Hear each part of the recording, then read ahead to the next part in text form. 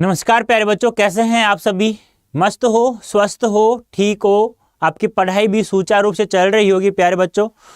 तो जल्दी से सेशन से जुड़ जाओ, क्योंकि आज हम सीबीएसई द्वारा मेन साइट पर जो एडिशनल प्रैक्टिस पेपर जो अपलोड किया गया है उसे हम लोग हल करेंगे। जैसा कि मैंने आप लोगों को कल भी बताया था कि कल हम लोग 2:30 बजे 2:30 पर इस पेपर को हल करेंगे। एक एक क्वेश्चंस को हम लोग बहुत ही अच्छे से बारीकी से पढ़ेंगे और हमें यह भी देखना है कि हमें कितने क्वेश्चंस इसमें से आते हैं और कितने नहीं आते हैं। यदि आप लोगों ने पढ़ाई की है, यदि आप लोगों ने शुरुआत से मेरे साथ में, तो प्यारे बच्चों गारंटी से कह सकता हूं आप लोग सभी क्वेश्चंस सही करेंगे। ठीक है, तो जैसा पेपर आएगा, जैसा पेपर आता है तुम्हारा आएगा बोर्ड एग्जाम में, वैसा का वैसा जैसा आएगा। लेकिन क्वेश्चंस ये नहीं होंगे, यहाँ से कुछ होंगे, देख 2-4 क्वेश्चंस हो सकते हैं। तो आ जाओ जल्दी से, एक बार सेशन को शेयर भी कर दो सभी मिल करके। हाँ, सभी एक बार सेशन को शेयर कर दो जल्दी से, फटाफट कर दो जल्दी से। और सेशन को शेयर भी कर दो बेटा जल्दी से। जल्दी फटाफट कर दो।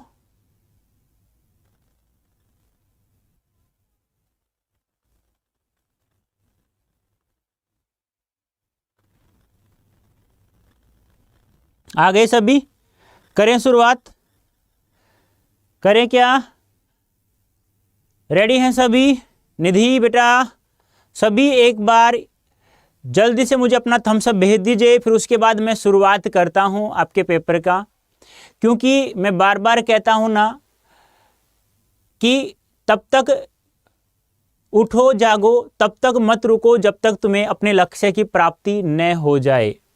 और बार बार यह भी कहता हूं मैं आप लोगों से कि चिरागों से ही घर रोशन नहीं होते, शिक्षा से भी घर रोशन होते हैं।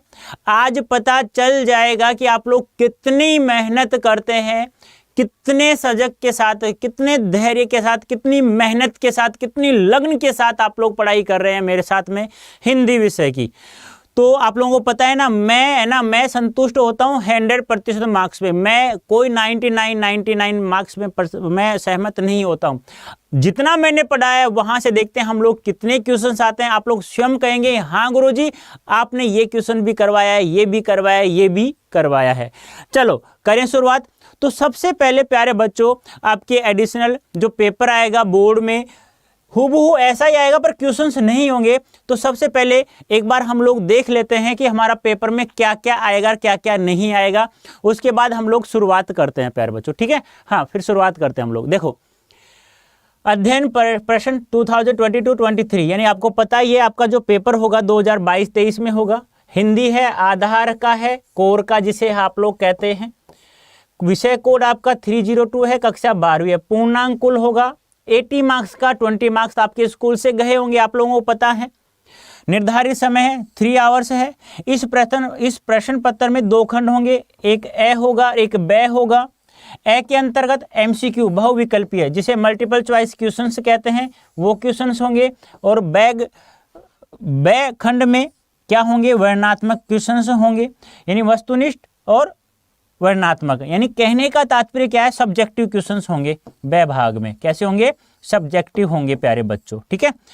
अब हम बात करें खंड ए की। कुल क्वेश्चंस हमारे एमसीक्यूज होंगे हमारे पास 45, जिसमें से हमें मात्र 40 क्वेश्चंस का आंसर देना है, 40 क्वेश्चंस का हमें आंसर देना है, ठीक है? दूसरा ब भाग होगा, जिसमें कुल 7 प्रश्न होंगे। निर्देशानुसार विकल्पों का ध्यान रखते हुए सभी प्रश्नों को उत्तर देना अनिवार्य है। प्रश्न पत्र के दोनों खंडों में प्रश्नों की कुल संख्या 13 होगी। सभी प्रश्न अनिवार्य हैं। प्रश्नों के उत्तर लिखते समय क्रम संख्या अवश्य लिखिए। सभी प्रश्नों का उत्तर क्रमशः है। अब पहला जो पेपर आ रहा है, खंड ए आ रहा है, वो वस्तुपरक होगा, जो कितने मार्क्स का होगा? 40 मार्क्स का होगा। तो तैयार हैं, रेडी हैं सभी? कर सकते हैं आप लोग? करें स्टार्ट? चलो प्यारे बच्चों, ये आ गया आपका पहला क्वेश्चन। क्या है कि निम्नलिखित गद्यांश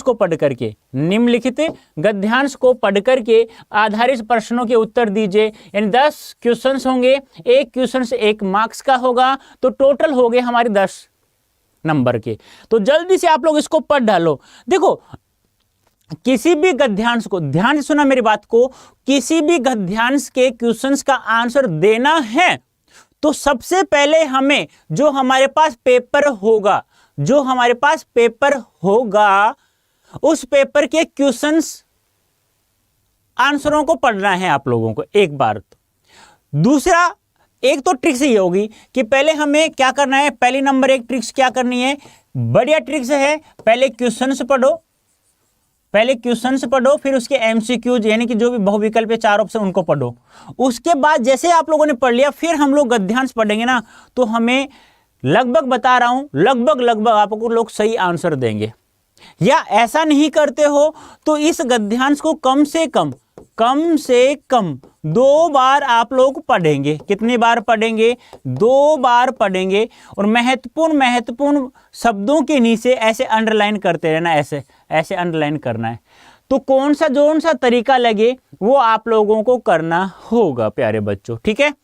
तो सबसे पहले एक बार आप लोग गद्यांश पढ़िए, उसके बाद हम लोग जैसे आप लोग इसको पढ़ लो तो मुझे बता देना, फिर मैं आगे चलता हूं। पढ़ो जल्दी से पढ़ लो।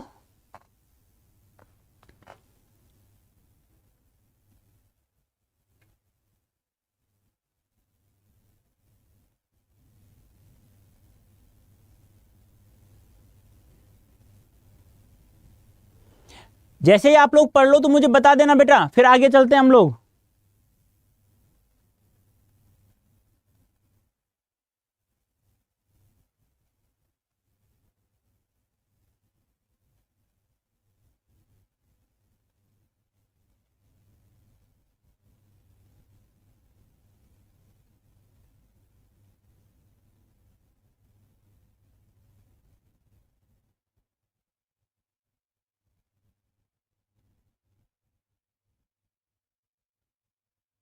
जैसे आप लोग पढ़ लो तो मुझे बता देना। आगे और भी है, छोटा नहीं है ये, थोड़ा बड़ा है, गद्यांश है।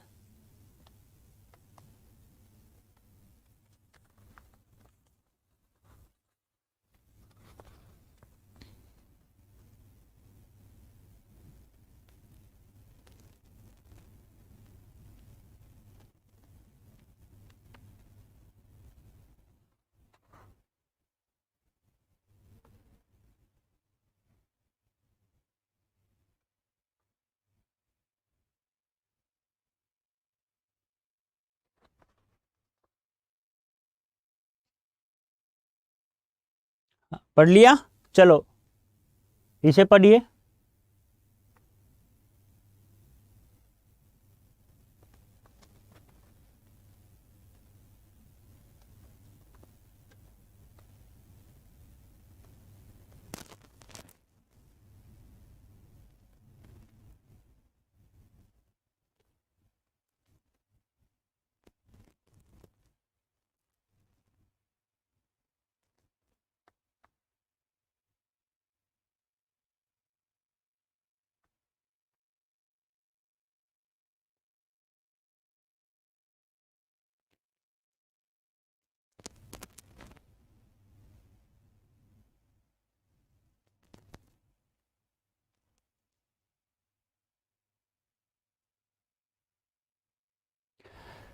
पढ़ लिया क्या?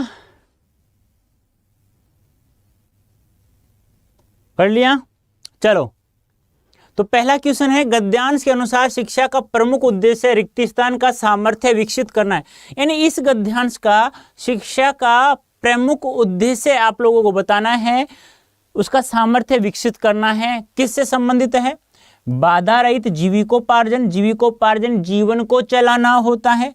पूर्वाग्रह से रहित निरीक्षण और विश्लेषण करना, पूर्वाग्रह से रहित निरीक्षण और विश्लेषण पर भक्ति और सम्मान के आधार पर जीवन यापन होता है। पारंपरिक पद्धतियों के अवलोकन व समर्थन पे होता है। तो जल्दी से मुझे बताइए आंसर क्या होगा, जल्दी से। हाँ, क्यों नहीं होगा? अकाउंट का भी होगा प्यारे बच्चों, अकाउंट का भी होगा, ठीक है। अभी तक जिन जिन बच्चों ने सेशन को अभी तक लाइक नहीं किया है, शेयर नहीं किया है, जल्दी से लाइक करो सभी के सभी स्टूडेंट, ठीक है। हाँ, तो बताइए जल्दी से क्या होगा राइट आंसर, जल्दी से बता दो, जल्दी से क्या होगा राइट आंसर।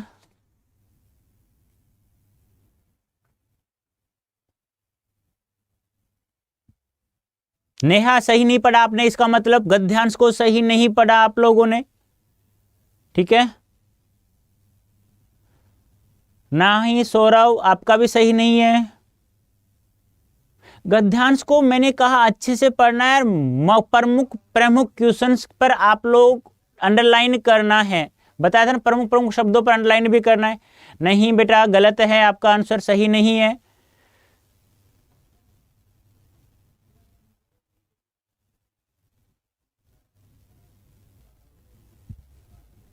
देखो, शिक्षा का प्रमुख उद्देश्य क्या है? जो सामर्थ्य विकसित करना है। शिक्षा का प्रमुख उद्देश्य है पूर्वाग्रह से रहित निरीक्षण और विश्लेषण पर है। किस पर है? पूर्वाग्रह से रहित निरीक्षण और विश्लेषण का सामर्थ्य विकसित करना है। कहने का तात्पर्य क्या है? पहले से आग्रह से रहित, यानी कहने का तात्पर्य क्या है कि सभी बच्चे पढ़ाई करके शिक्षा के उच्च स्तर को प्राप्त कर सकें। वो कैसे होगा, वो किस प्रकार से होगा? वो निरीक्षण करने से और विश्लेषण करने से होगा। एक एक बारीकी से हम लोग देखो, पूरा नहीं पढ़ा है तो आप लोग क्या करना है, यहाँ पर देखो, यहाँ पर लिखा भी हुआ है। मैं यहाँ पे बता दूं आप लोगों को, यहाँ पे देखो, शिक्षा का उद्देश्य है परंपराओं और आदतों से जकड़े जीवन को मुक्त करवाना और विशाल जीवन धारा से एकाकार होकर अनंत जीवन का अनुभव कराने से हमारी सहायता करना होना चाहिए। बोलो, आ रहा है ना? बस ज्यादा कुछ नहीं किया यहाँ पर इन्होंने शब्दों को बदल दिया है, हेर फेर थोड़ा सा कर दिया है, ज्यादा कुछ भी नहीं किया प्यारे बच्चों इन्होंने। ठीक है, तो ध्यान रखना है। नेक्स्ट, नंबर 2, गद्यांश में लेखक किस प्रकार के जीवन संसार की कल्पना कर रहा है? यानी कि इस गद्यांश में लेखक ने किस प्रकार के नवीन संसार की कल्पना की है, यानी किस प्रकार के संसार की नवीन कल्पना की है, ये आप लोगों को बताना है। तो आदर्श और संस्कारों से निर्मित, अतीत की निरंतरता और आदतों से निर्मित, मौलिक सोच और दृष्टिकोण पर आधारित, प्राचीन अवधारणाओं और मूल्यों पर आधारित। तो क्या होगा? किस प्रकार के नवीन संसार की कल्पना की है? बताइए जल्दी से बताइए आप लोग, क्या होगा राइट आंसर?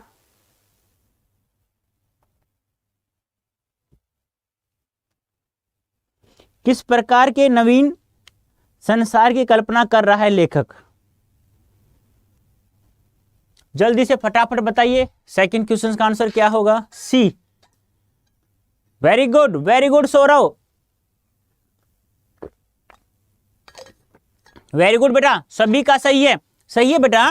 लेखक कैसे नवीन संसार की कल्पना कर रहा है? मौलिक सोच और उसका दृष्टिकोण पर आधारित हो, ऐसे नवीन कल्पना कर रहा है, ऐसे संसार की कल्पना कर रहा है। कैसा? जिसकी मौलिक सोच और दृष्टिकोण पर आधारित हो। कहने का तात्पर्य क्या है? जैसा है वैसा का वैसा, उसमें किसी पर यथार्थ बातें होनी चाहिए, मौलिक बातें होनी चाहिए, उसका दृष्टिकोण सही होना चाहिए, झूठ मूठ का नहीं होना चाहिए। नंबर 3, तकनीकी ज्ञान से लेखक का क्या अभिप्राय है? तकनीकी ज्ञान से आया था ना शब्द गद्यांश में, तो तकनीकी ज्ञान से लेखक का क्या अभिप्राय है? सामाजिक ढांचे की जर्जरता का ज्ञान, जानकारियों के स्मरण का ज्ञान, सभ्यता और संस्कृति का ज्ञान, मानवीय मूल्यों का ज्ञान। तो क्या है तकनीकी ज्ञान से क्या तात्पर्य है? बताइए जल्दी से, क्या होगा राइट आंसर?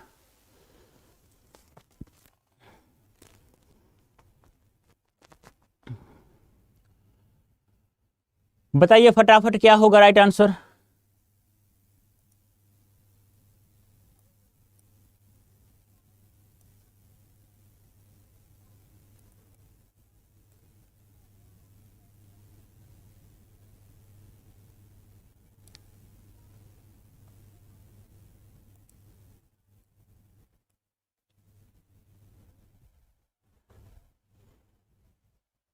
ए,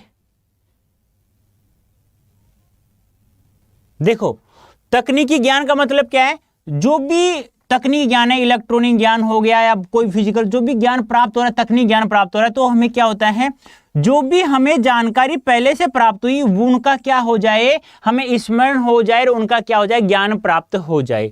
तो तकनीकी ज्ञान से तात्पर्य क्या है? जो भी हमें जानकारी थी पहले से, उसको हम याद करके उस ज्ञान को हम लोग क्या कर ले, प्राप्त कर ले। तो क्या हो जाएगा आपका B option is right answer. बहुत कम बच्चों का आंसर सही है। बेटा ऐसे काम नहीं चलेगा, मैं बार बार कह रहा हूं। गद्यांश को कम से कम 2 बार पढ़ना है, आसानी से धीरे धीरे पढ़ना है, महत्वपूर्ण शब्दों को अंडरलाइन करना है। फिर उसके बाद या ऐसे करो, पहले क्वेश्चन से पढ़ो सारे के सारे, उसके आंसर पढ़ो, उसके बाद पैराग्राफ को पढ़ो यानी गद्यांश को पढ़ो, तो फिर हमारा आंसर सही हो सकता है।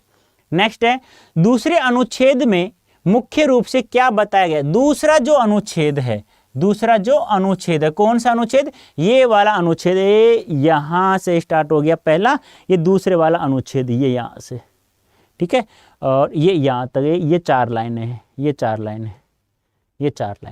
इसमें क्या कहा गया है, दूसरे अनुच्छेद मुख्य रूप से क्या बताया गया है। सामाजिक बंधनों को चुनौती देना, नवीन अवधारणाओं को चुनौती देना, पारंपरिक पद्धतियों का विकास करना, भौगोलिक सीमाओं का विकास करना। तो क्या होगा राइट आंसर, बताइए जल्दी से मुझे।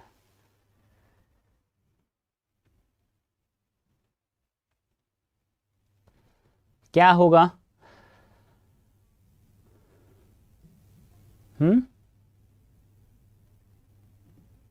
बताइए जल्दी से।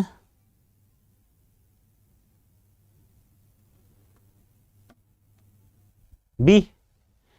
अरे नहीं, सामाजिक बंधनों को चुनौती देना होगा। दूसरे देखो बी सीधा सीधा लिखा हुआ है, शिक्षा का कार्य बालों को सीखने कला से अवगत करवाना है। शिक्षा का वास्तविक कार्य यह नहीं होता कि वह व्यक्ति को क्लर्क या जज राजनेता बना दे, बल्कि उसका कार्य व्यक्ति को जर्जर समाज में संपूर्ण ढांचे को समझने में और स्वतंत्र के साथ अग्रसर होने में। देखो यहाँ व्यक्ति को जर्जर समाज को संपूर्ण ढांचे को समझने में और स्वतंत्रता है, तो क्या हो गया सामाजिक, सीधी सी बात है, सामाजिक बंधनों को चुनौती देना। अरे भाई जो डॉक्टर भीमराव अंबेडकर ने क्या किया, यही तो कार्य किया था, यही कार्य आप लोगों को करना है शिक्षित होकर के। नेक्स्ट, पहले अनुच्छेद में बताया गया है कि बाधा रहित विकास होने पर संभव है, यानी बाधा रहित, कोई बाधा रहित विकास होने पर क्या संभव है, शरीर का विकास, समझ का विकास, समाज का विकास या तकनीक का विकास, यानी कि बाधा रहित, बिना बाधा के, आप लोग कह सकते हैं बिना बाधा के विकास होने पर संभव क्या है। कोई बाधा नहीं है, फिर तुम्हारा कोई विकास हो रहा है, तो क्या हो रहा है, शरीर का विकास हो रहा है, समझ का विकास हो रहा है, समाज का या तकनीक का। किसके अनुसार बताना है, पहले अनुच्छेद के अनुसार बताना है आप लोगों को। तो बताइए फटाफट क्या होगा, जल्दी से बताओ क्या होगा प्यारे बच्चों आंसर। देखो एक एक क्वेश्चन का आंसर ध्यान से आप लोग पहले पढ़ो उसे अच्छे से, फिर उसके बाद आंसर दो, तो आपका आंसर सही होगा, ध्यान रखना। सिलेबस कब तक कंप्लीट हो चुका बेटा आदित्य, पता नहीं 2 बार हो चुका है कम से कम, बता रहा हूं, और कोई चैप्टर तो 3 बार भी हो चुका है। अब तुम देख लो तुम कहाँ हो। हाँ, और कल मैं पूरा गद्यखंड पढ़ा दूंगा, पूरा कल गद्यखंड, और परसों आ जाएगा हमारा पूरा काव्यखंड आ जाएगा। तो ध्यान रखना, आज से रोजाना सेशन देखना स्टार्ट कर दीजिए। आज के बाद भी तुम लोग कंटिन्यू पढ़ोगे ना, तो भी आप लोगों के बहुत अच्छे मार्क्स प्राप्त होंगे, ध्यान रखना। तो क्या होगा, सही समझ, यानी बिना बाधा के जो हमारा विकास होगा, वो विकास में क्या होगा, समझ का विकास हो जाएगा, ध्यान रखना। B option is right answer, B बता रहे। वेरी गुड, आपकी बात बहुत सारे बच्चों का सही है। Very good Avinash, very good Saurav, Neha, very good बेटा, वेरी गुड बेटा। नेक्स्ट, परंपराओं और आदतों से जकड़े जीवन में किनका विकास होता है। परंपराओं और आदतों से जकड़े जीवन में किसका विकास होता है। अस्पष्टता और रूढ़िवादिता का, मौलिकता और सजगता का, अधिकार और स्वतंत्रता का, अनुभव और तकनीकी का। तो बताइए जल्दी से, परंपरा और आदतों से जकड़े जीवन में किनका विकास होता है, यानी कि परंपरा और आदतों से आप लोग जकड़े हुए हो तो उनमें किसका विकास होगा, जल्दी से बताओ। परंपरा और आदतों यानी कि कहने का तात्पर्य जैसी आदतें हैं हमारी उसमें जकड़े हुए हैं। जैसे पहले जाति प्रथा, श्रम विभाजन था ना, आप लोगों को पता है, याद है आप लोगों को डॉक्टर भीमराव अंबेडकर जी का एक चैप्टर था एनिहिलेशन ऑफ कास्ट, जिसको लल्लई सिंह यादव ने 2 भागों में बांट दिया था, हिंदी अनुवाद किया था। श्रम विभाजन और जाति प्रथा और मेरी कल्पना का आदर्श समाज, याद है उसमें। तो आप जकड़े हुए हो भाई, यानी कि आपको जातिवाद, एक जाति प्रथा चल रही है, तो आप किसी जकड़े हुए हो, आपकी रुचि भी नहीं है, आपका मन भी नहीं लग रहा किसी काम में, फिर भी उसी काम को करना पड़ रहा है, तो वो क्या होगा, अस्पष्टता और रूढ़िवादिता का क्या हो जाएगा, विकास हो जाएगा। ध्यान रखने, यदि परंपरा और आदतों से यानी समय के अनुसार यदि आप बदलते नहीं हैं तो आप ऐसे ही हो जाओगे। फिर मूल अवधारणाओं के प्रति दृष्टिकोण के परिवर्तन रिक्त स्थान से किसका विकास होता है? समाज में धार्मिकता और सांस्कारिकता का, समाज में अतीत की परंपराओं और आदर्शों का, सामाजिक क्रियाकलापों के निष्पक्ष और स्पष्ट निरीक्षण का, धार्मिकता के आधार पर सामाजिक क्रियाकलापों के आकलन का। तो बताइए जल्दी से क्या होगा राइट आंसर?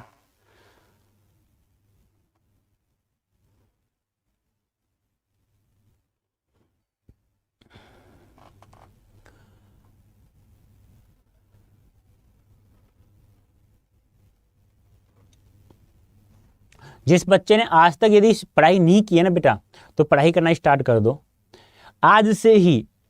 कल से तुम्हारी तीनों किताबें मैं कंप्लीट करवाना स्टार्ट कर दूंगा। मैं बता ना, कल गद्य खंड हो जाएगा, परसों काव्य खंड हो जाएगा, फिर आपके क्वेश्चंस आएंगे, फिर अभिव्यक्ति और माध्यम आ जाएगी। तो अभी तक कुछ भी नहीं पढ़ा ना, तो पढ़ा रहा हूँ वो पढ़ना स्टार्ट कर दो बेटा। गलत आ रहे हैं बहुत सारे बच्चों के आंसर। देखो, मूल अवधारणाओं के प्रति दृष्टिकोण में परिवर्तन हो जाएगा तो किसका विकास हो जाएगा? सामाजिक क्रियाकलापों से के निष्पक्ष और स्पष्ट निरीक्षण का, यानी सामाजिक क्रियाकलापों के निष्पक्ष और स्पष्ट निरीक्षण का क्या हो जाएगा प्यारे बच्चों? क्या हो जाएगा? क्या हो जाएगा? विकास हो जाएगा, सीधी सी बात है।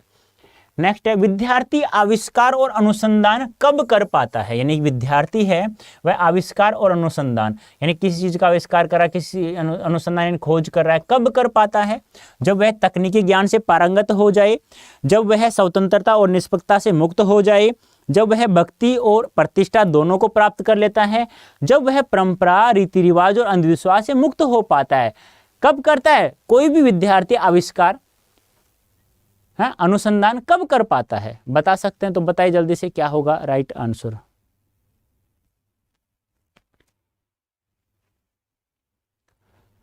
फटाफट बताइए।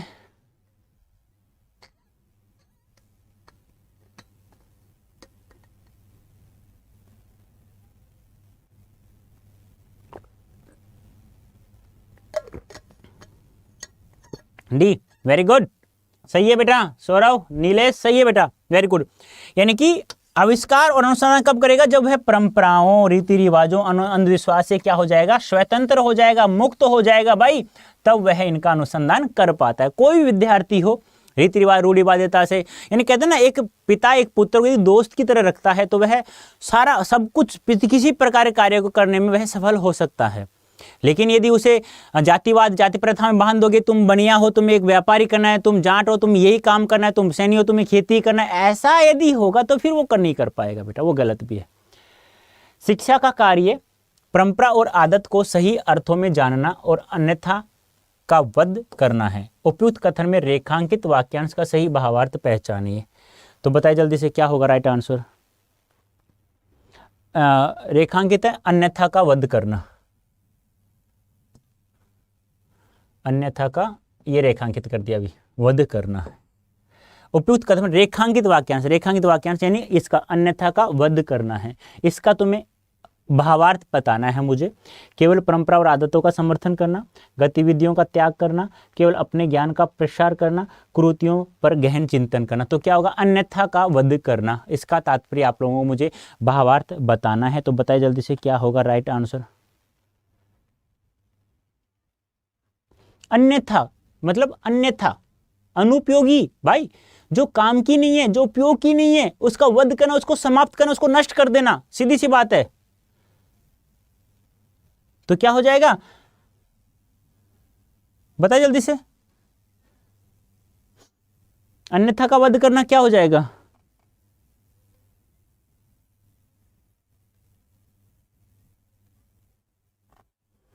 अरे भाई यहां पे एक और आएगा, यहां पे आएगा अनावश्यक।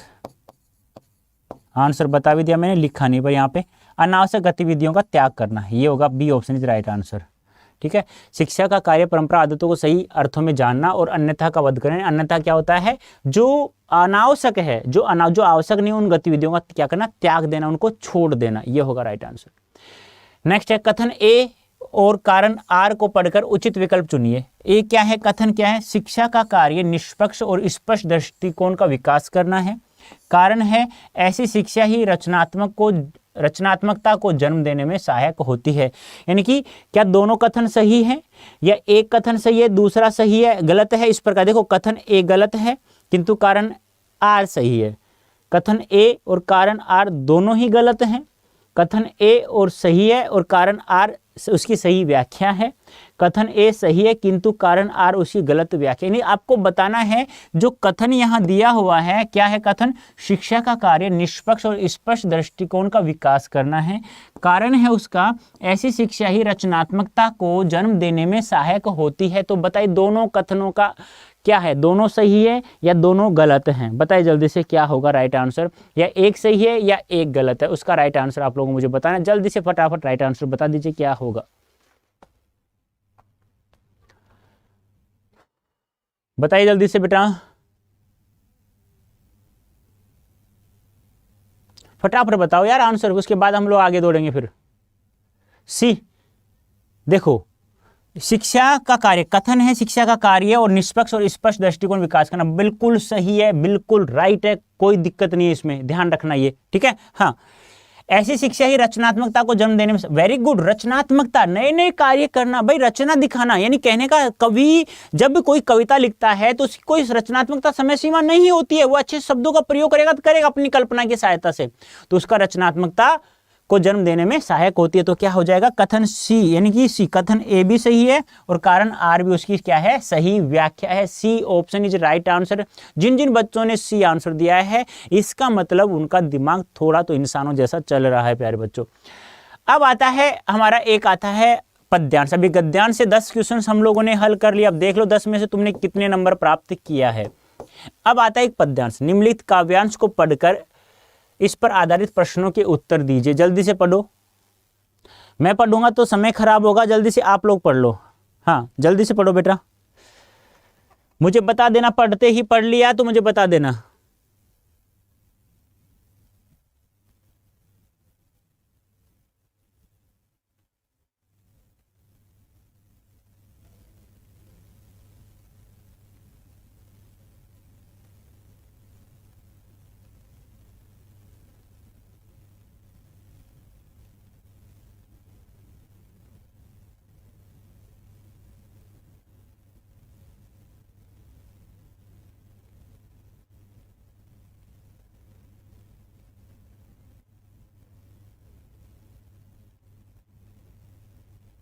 अब देखो यहाँ पे एक चीज ध्यान रखना, यहाँ पे तुम्हें किसी शब्द का अर्थ याद है याद नहीं है उससे कोई मतलब नहीं है तुम्हें। देखो थोड़ा तो आप समझ रहे हो, दान जगत का प्रकट धर्म है, दान करना बहुत अच्छा कार्य है। मनुष्य व्यर्थ डरता है, मनुष्य बिना कारण ही डरता है। एक रोज तो हमें स्वयं सब कुछ देना पड़ता है, यानी कि एक रोज तो हम सब कुछ ही देकर ही संसार को चले जाएंगे, मर जाएंगे, हम लोग साथ थोड़ा लेकर जाएंगे। एक रोज तो हमें स्वयं सब कुछ देना पड़ता है। बचते वही समय पर जो सर्वस्व दान करता है, नहीं अच्छा इंसान है, बचता वही है हमारे पास जो हम समय पर रहते सब कुछ दान कर देते हैं। ऋतु का ज्ञान नहीं जिनको, वे देकर भी मरते हैं, जिनको ऋतुओं का ज्ञान नहीं है वो भी फिर भी देते ही हैं। वीर कर्ण, यहाँ कर्ण की विशेषता बताई गई है। तो यहाँ एक एक शब्द का अर्थ भी नहीं पता है तो भी आप लोग कर सकते हो। कविता किसकी है, रामधारी सिंह दिनकर। एक क्वेश्चन ये भी पूछा जा सकता है, प्रस्तुत पद्यांश या काव्यांश किस कवि द्वारा लिखा गया है, ये भी ध्यान रखना है आप लोगों से। वो पठित पूछा जा सकता है, अपठित नहीं, पठित पूछा जा सकता है, ये अपठित है।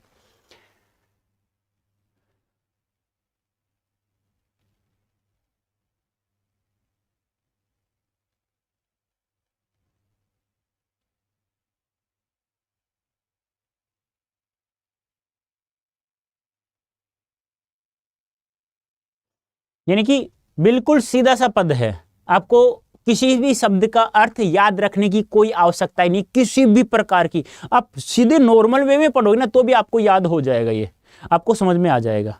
ठीक है, पढ़ लिया। तो पहला क्वेश्चन है, दूसरे पद में कवि ने कर्ण की प्रतिज्ञा को क्या क्या बताया है। दूसरा पद ये है, वीर कर्ण विक्रमी दान का अति अमोघ व्रतधारी, पाल रहा था बहुत काल से एक गुण पुण्य प्रण भारी, रवि पूजन के समय सामने जो याचक आता था, मुँह मांगा वह दान कर्ण से अनायास पाता था।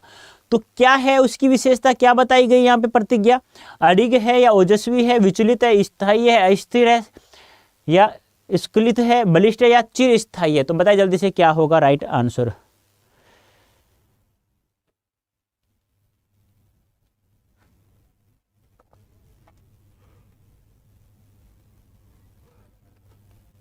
बता सकते हैं राइट आंसर क्या होगा।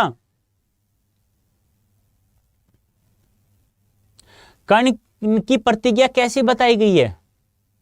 देखो, विचलित तो है नहीं, विचलित तो नहीं हो सकती, स्थायी है, अस्थिर भी नहीं है, स्थिर है, बलिष्ठ और चिरस्थायी, लंबे समय के लिए स्थायी थोड़ी है। तो क्या है? अडिग और ओजस्वी है। A option is right answer, A option. Very good, very good, very good Saurav Jain, सही आंसर आपका। नेक्स्ट है, कवि ने कर्ण के चित्रांकन हेतु का अवलंबन लिया, यानी कि कवि के चरित्र का अवलोकन यानी चित्रांकन यानी उनकी विशेषताएं बताते हुए किसका अवलंब यानी होता है सहारा, किसका सहारा लिया है, यानी उसके चरित्र की विशेषता बताने के लिए किसका सहारा लिया है? कथोपकथनों का, क्रियाकलापों का, अभिभाषणों का या उपमाओं का? किसका? ये उसके कथनों को लिया है, उसके कार्यों को लिया है, उसके भाषणों को लिया है, उसमें उपमित की गई विशेषताओं को लिया गया है। तो क्या है, किससे उपमित किया गया है? बता सकते हैं आप लोग मुझे?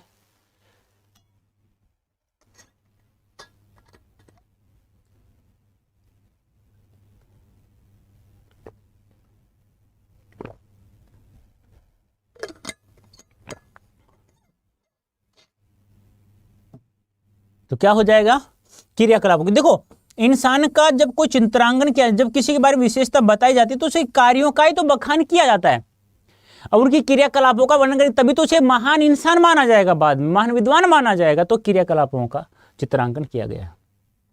उपयुक्त काव्यांश में कर्ण के रिक्त स्थान की प्रतिष्ठा की गई, यानी किसके? कर्ण की किसकी प्रतिष्ठा की गई है?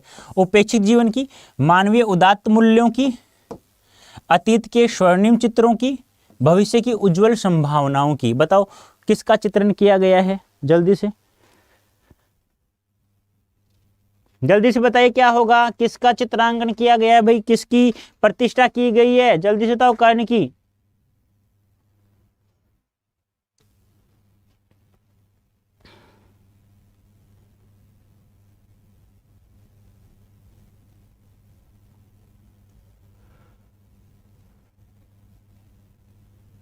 Very good. उपयुक्त काव्यांश में कर्ण के मानवीय उदात्त मूल्यों की प्रतिष्ठा की गई है, यानी कि उदात्त उच्च मानवीय उच्च विचारों के मूल्यों की प्रतिष्ठा की गई ही है। कर्ण की दानवीरता का उल्लेख करने से पूर्व क्या प्रतिपादित किया गया, यानी कि कर्ण की दानवीरता के बताने से पहले क्या बताया गया है? दान की महिमा में आलोक को, पात्र की मानसिक अभिरुचि को, जीवन के भावात्मक उद्देश्यों को, पात्र के जीवन के अंतर्निहित लक्ष्य को। तो किसको बता सकते हैं? यानी कि उनकी विशेषताओं, उनकी दानवीरता का उल्लेख करने से पहले, पूर्ण पहले क्या प्रतिपादित किया गया है वो आपको बताना है। बताया गया था ना, देखो इधर, दान दान दान जगत का प्रकट धर्म है, मनुष्य व्यर्थ डरता है, दान करना दान करना दान करना, दान दान आया तो था, फिर क्यों डर रहे हो? दान के महिमा में आलोक का, दान करने से क्या क्या प्रकाश होता है, क्या उज्ज्वलित होता है, कितनी प्रसन्नता प्राप्त हो, कितना सुख प्राप्त होता है, उन सब के बारे में बताया गया है। तो ए ऑप्शन इज राइट आंसर, पहले ही ऑप्शन सही है। और दान देने में वे कितने विनम्र रहते हैं? और दान देने में कितने? उपयुक्त पंक्ति में रेखांक शब्द का प्रयोग किस संदर्भ में, यानी कि कितने? और दान देने में कितने विनम्र हो रहते हैं? दिवस में दिया जाने वाला दान बताने के लिए, दिवस यानी होता है दिन, दान की संख्या का अनुमान लगाने में, स्वाभाविक विनम्रता को छिपाने के लिए, बहुत विनम्र स्वभाव को बताने के लिए। तो बताइए जल्दी से क्या होगा राइट आंसर?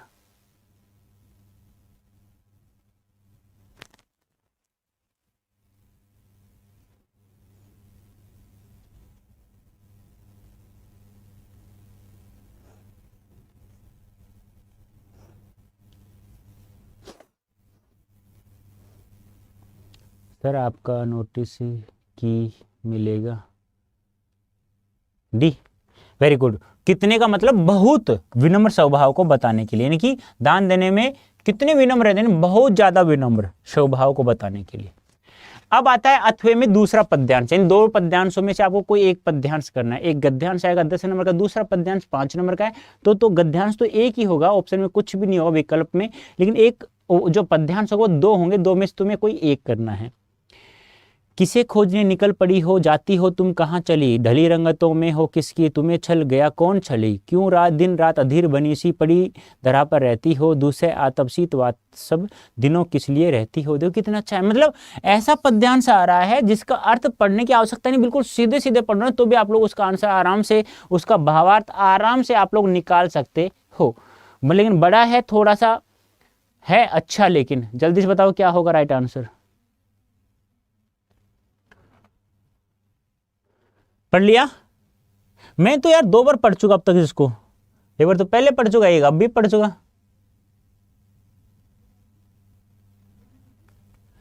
कभी फैलने लगती हो क्यों कृष्ण तन, कभी दिखाती हो अंग भंग कर, क्यों आपे से बाहर हो जाती हो, कौन भीतरी पीड़ाएं लहरें बनकर ऊपर आती हो, क्यों टकराती ही फिरती हैं, क्यों कांपती दिखाती हो। कितनी अच्छी कविता है यार, पढ़ते हैं तब भी मन है ना ऐसा हो जाता है, भावुक सा हो जाता है। ऐसी कविता है, भावुक इसलिए हो रहा है क्योंकि ये कविता ही किसकी है, हरिऔध जी की है। तो ये कविताएं पढ़ते हैं ना तो भावुक होना ही पड़ता है, क्योंकि उन्होंने शब्दों का ऐसा प्रयोग करते हैं। बहुत दूर जाना है तुमको, पड़े राह में रोड़े हैं, है सामने खाइयां गहरी नहीं बखेड़े थोड़े हैं, पर तुमको अपनी ही धुन है नहीं किसी की सुनती हो, कांटों में भी सदा फूल तुम अपने मन की चुनती हो।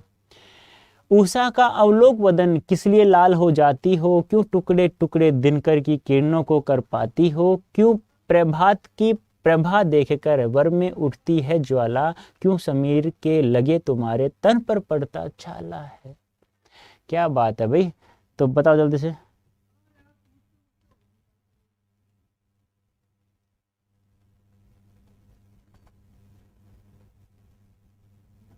पढ़ लिया? 8 पद दिए हुए हैं यहाँ पे, कितने पद हैं? 8 पद दिए हुए हैं। 8 को देखो वापस से पढ़ देता हूँ थोड़ा सा। किसे खोजने निकल पड़ी हो, जाती हो तुम कहाँ चली, ये प्रकृति का वर्णन कर रहा है यहाँ पे। ढली रंगतों में हो किसकी, तुम्हें छल गया कौन छली, यानी तुम्हें कौन छल लिया है, तुम्हें किसने धोखा दिया है, क्यों दिन रात अधीर बनी हो, क्यों अधीर हो भाई, तुम्हें धैर्य रखना चाहिए, पागल क्यों हो रही हो, पड़ी धरा पर रहती हो, दूसरे आतप शीत बात सब, शीत बात है सर्दी और गर्मी, दिनों किस लिए सहती हो, कभी फैलने लगती हो क्यों कृष्ण, कभी दिखाती हो अंग भंग कर कर, क्यों आपे से बाहर हो जाती हो, कौन भीतरी पीड़ाएं लहरें बनकर ऊपर आती हैं, क्यों टकराती ही फिरती हैं, क्यों कांपती दिखाती हैं, बहुत दूर जाना है तुमको, पड़े राह में रोड़े हैं, है सामने खाइयां गहरी नहीं बखेड़े थोड़े हैं, पर तुमको अपनी ही धुन में नहीं किसी की धुन सुनती हो, कांटों में भी सदा फूल तुम अपने मन की चुनती हो। उषा का अवलोक वदन किस लिए लाल हो जाती हो, क्यों टुकड़े टुकड़े दिनकर की किरणों को कर पाती हो, क्यों प्रभात की प्रभा देखकर उड़ में उठती ज्वाला है, क्यों समीर के लगे तुम्हारे तन पर पड़ता छाला है। यहाँ है ना, यहाँ जो भी बात बताई गई ना, जो जैसे कि हम लोग बात कर ले, एक प्राकृतिक पदार्थ है जिसको हम लोग नदी के नाम से जानते हैं, उसके बारे में सब कुछ बताया गया है। ये तो पद संख्या 6 में नदी की कौन सी विशेषता बताई गई है, वैचारिक स्वतंत्रता, मानसिक दृढ़ता, आत्मनिर्भरता और परोपकारिता। पद संख्या 6, पद संख्या 7, 8, 6, पर तुमको अपनी ही धुन है नहीं किसी की सुनती हो, तुम अपनी ही धुन में चलती रहती हो, बहती रहती हो, और तुम किसी की सुनती भी नहीं हो आवाज़ को, कांटों में भी सदा फूल तुम, और तुम कांटों में हमेशा बहती रहती हो फूल की तरह, अपने मन की चुनती हो, और तुम अपने मन के अनुसार ही कार्य करती रहती हो। तो अब यहाँ बताइए जल्दी से क्या है, वैचारिक अपने मन की कार्य करना, मन पे चल रही है वो, मन की किसी की नहीं सुन रही है, कोई बात नहीं है, बस अपने मन की सुन रही है, तो क्या होगा राइट आंसर, बता सकते हैं मुझे आप लोग?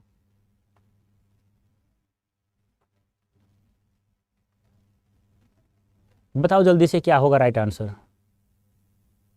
मैंने कहा ना, यहाँ पर है ना, यहाँ जो बात की गई है, एक पूरा का पूरा मानवीकरण अलंकार दिया गया है, और प्राकृतिक पदार्थ द्वारा मानव जैसा कार्य करते हुए दिखाया जाता है। B option is right answer. मानसिक, मैंने कहा ना मन की, देखो मन मन मन मन बार बार आ रहा है, पर तुमको अपनी ही धुन में, तुम अपनी ही धुन में चलती रहती हो, बहती रहती हो भाई, नहीं किसी की सुनती हो, तुम कभी किसी की सुन, तुम्हें कोई रोकने वाला है नहीं, रोकना, तुम अपनी धुन में चलती रहती हो, कांटों में भी सदा कांटे आए, चाहे फूल कांटे आए, पत्थर आए, कुछ भी, फिर भी तुम फूल की तरह बहती रहती हो अपने मन की, और अपने मन के अनुसार तुम इधर चाहो ना उधर बह सकते हो। कहते हैं ना पानी अपने आप अपना रास्ता बना लेता है, किसी की बात सुनता नहीं है, तो वही बात है यहाँ पे।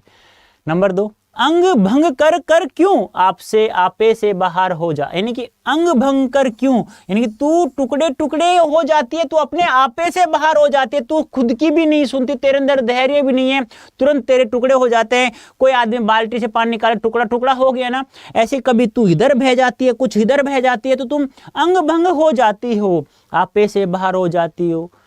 तो उपयुक्त पंक्ति के आधार पर नदी की यह व्यवस्था किस ऋतु में है? ग्रीष्म ऋतु में, शरद ऋतु में, शीत ऋतु में, वर्षा ऋतु में। ऐसा कब होता है कि नदी अंग भंग, नदी के टुकड़े टुकड़े, बहुत सारे टुकड़े हो जाते हैं, आपे से बाहर हो जाती है, बहुत सारी मकानों को यानी शहर को बहा ले जाती है। तो ऐसा कहाँ बताया गया है? ये सब बता सकते हैं आप लोग मुझे? तो बताइए जल्दी से क्या होगा राइट आंसर।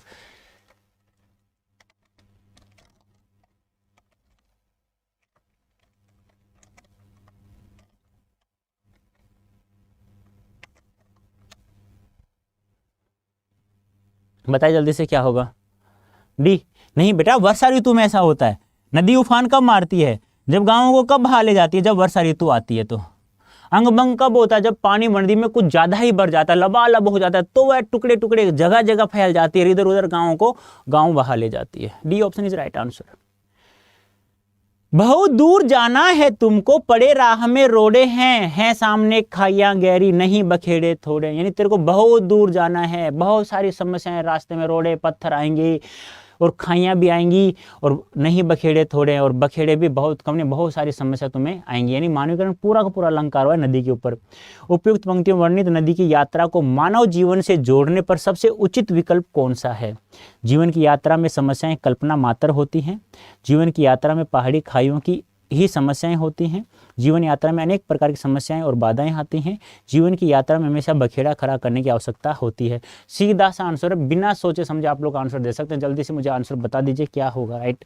देखो छोटा सा मतलब कहने का तात्पर्य, आप इसे यदि बिना भी पढ़ोगे ना, यदि केवल इस पद को पढ़कर ही आंसर दोगे ना, तो भी आप लोग आराम से इसका आंसर दे सकते हो बेटा। इसका आंसर गलती की ना, बहुत पीटूंगा, बहुत मारूंगा, देख लो। हाँ, मम्मी पापा नहीं बनूंगा यहाँ पे, तुम्हें कि लाड प्यार से ना अपनी गोद में बैठा लूंगा, नहीं बेटा, बहुत पिटाई करूंगा, बहुत। देख डंडा नहीं है यहाँ तो मेरे पास, आज है ना, बहुत मारता हूँ, ध्यान रखना। वेरी गुड, सही है, पर आंसर आप पिटने लायक हो ही नहीं, क्योंकि आप लोग आंसर ही सही बता देते हो यार। बच्चे अच्छे हैं यार, पढ़ते हैं वो, तो उनको पता है ना ये किसके व्यक्ति के बारे में मानवीकरण अलंकार है। तो जीवन की यात्रा में अनेक प्रकार की समस्याएं और बाधाएं आती है, डरना नहीं है तुम लोगों को। पेपर आज तक कुछ नहीं पढ़ा, नहीं पढ़ा, मुझे पता है नहीं पढ़ा, तुम लोगों ने नहीं पढ़ा ना, आज से तो पढ़ोगे ना, आज से पढ़ोगे, कल गद्य खंड कंप्लीट करवा दूंगा, ध्यान रखना। प्रश्नों आधा काव्य खंड, फिर नेक्स्ट डे आधा काव्य खंड, यानी कि 3 दिन में आरो पुस्तक फिनिश। अब देख लो तुम लोग क्या करना चाहते हो। कविता के अनुसार नदी अपने अंतर्मन की व्यथा को रिक्त स्थान के रूप में व्यक्त करती है। अंतर्मन की व्यथा, व्यथा यानी पीड़ा, अंतर्मन यानी मन की पीड़ा, मन का दुख जिसे कहते हैं, अंदर का दुख क्या व्यक्त करती है? खाइयों को व्यक्त करती है, ज्वाला को, लहरा नहीं, लहरों और कांटों को। तो बताइए जल्दी से क्या होगा राइट आंसर। भाई अभी भी किसी बच्चे ने भी सेशन को लाइक नहीं किया, लाइक कर दो बेटा और शेयर कर दो, क्योंकि ये है ना ऑफिशियल साइट पे, ये सीबीएसई की मेन साइट पे अपलोड किया आपकी प्रैक्टिस के लिए। तुमने कितनी प्रैक्टिस कर ली भाई? तो जल्दी से बताओ।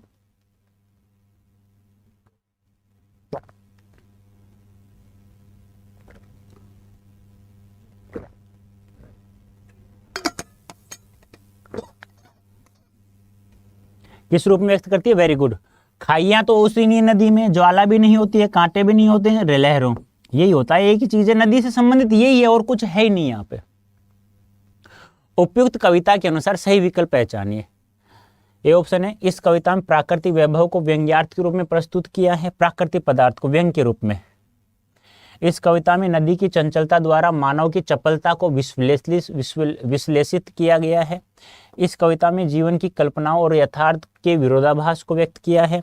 इस कविता में नदी के यथार्थ द्वारा मानव जीवन में निहित गूढ़ार्थ को संप्रेषित किया गया। आराम से चौथा क्वेश्चन और ये पांचवा क्वेश्चन बिल्कुल इजी हैं, ये तो बिल्कुल सही होने ही चाहिए आप लोगों के, ठीक है। हाँ, तो बताइए जल्दी से क्या होगा राइट आंसर।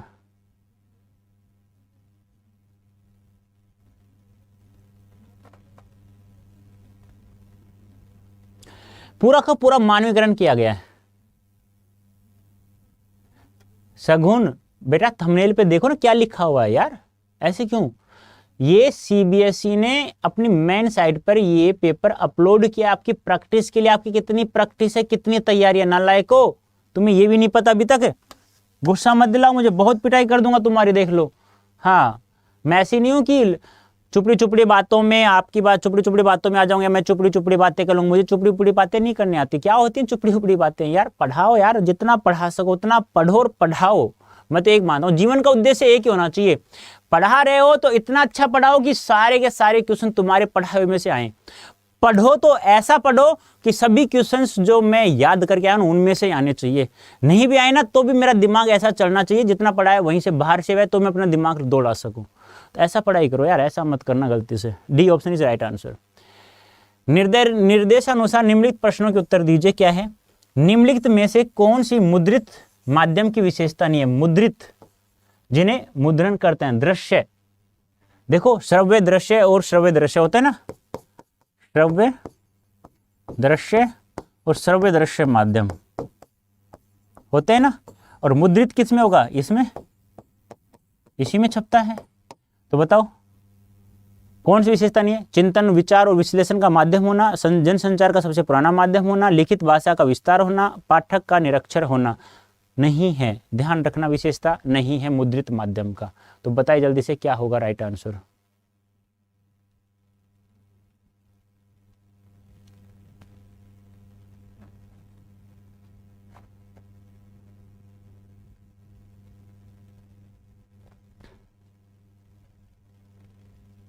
मुद्रित माध्यम, दृश्य माध्यम बताना है आप लोगों को, बस ये थोड़ा ध्यान रखना है। मुद्रित माध्यम नहीं है। सही तीन विशेषताएं, एक नहीं है बेटा। ध्यान से आराम से आंसर देना है, आराम से, कोई दिक्कत नहीं है। यानी किसे हम लोग देख नहीं सकते, मुद्रित यानी जिसे हम लोग देख नहीं सकते, आंखों से देख नहीं सकते, वो बताना। देखो चिंतन, विचार, विश्लेषण का माध्यम, भाई देखो मुद्रित माध्यम में हम लोग चिंतन भी कर सकते हैं, विचार भी करते हैं, विश्लेषण का माध्यम भी आता है, सामने दिखाई देगा तो हम ये तीनों चीजें कर सकते हैं। जनसंचार का सबसे, बात तो सही, जनसंचार का सबसे पुराना साधन है ये, तो हम समाचार पत्र पढ़ते आए हैं। लिखित भाषा का विस्तार, लिखित भाषा को विस्तार कर सकते हैं। पाठक का निरीक्षण होना, इसको कैसे देखेंगे भी? मान लो मैं अनपढ़ हूं, तू मुझे कैसे पहचान लेगा? मैं किसी से पूछूं भाई तुम बताओ मुझे कैसे पहचान, मैं निरक्षर हूं या साक्षर हूं, कैसे हूं, लिखा हूं, पढ़ा हुआ हूं, कैसे पहचानोगे आप लोग मुझे? मैं नहीं देख सकता बेटा। ठीक है, नेक्स्ट। साक्षात्कार के लिए निम्नलिखित में से क्या आवश्यक है? साक्षात्कार, इंटरव्यू जिसे बोलते हैं, इंटरव्यू होता है ना, उससे क्या आवश्यक है? साक्षात्कार लेने वाले व्यक्ति के बारे में आवश्यक जानकारी होना।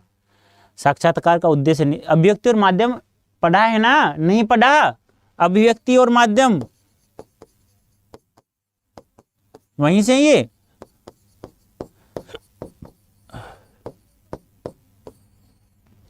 तो साक्षात्कार उद्देश्य निश्चित होता है। साक्षात्कार के ध्रुव प्रश्नावली का प्रयोग होना। ध्रुव यानी होता है कठिन,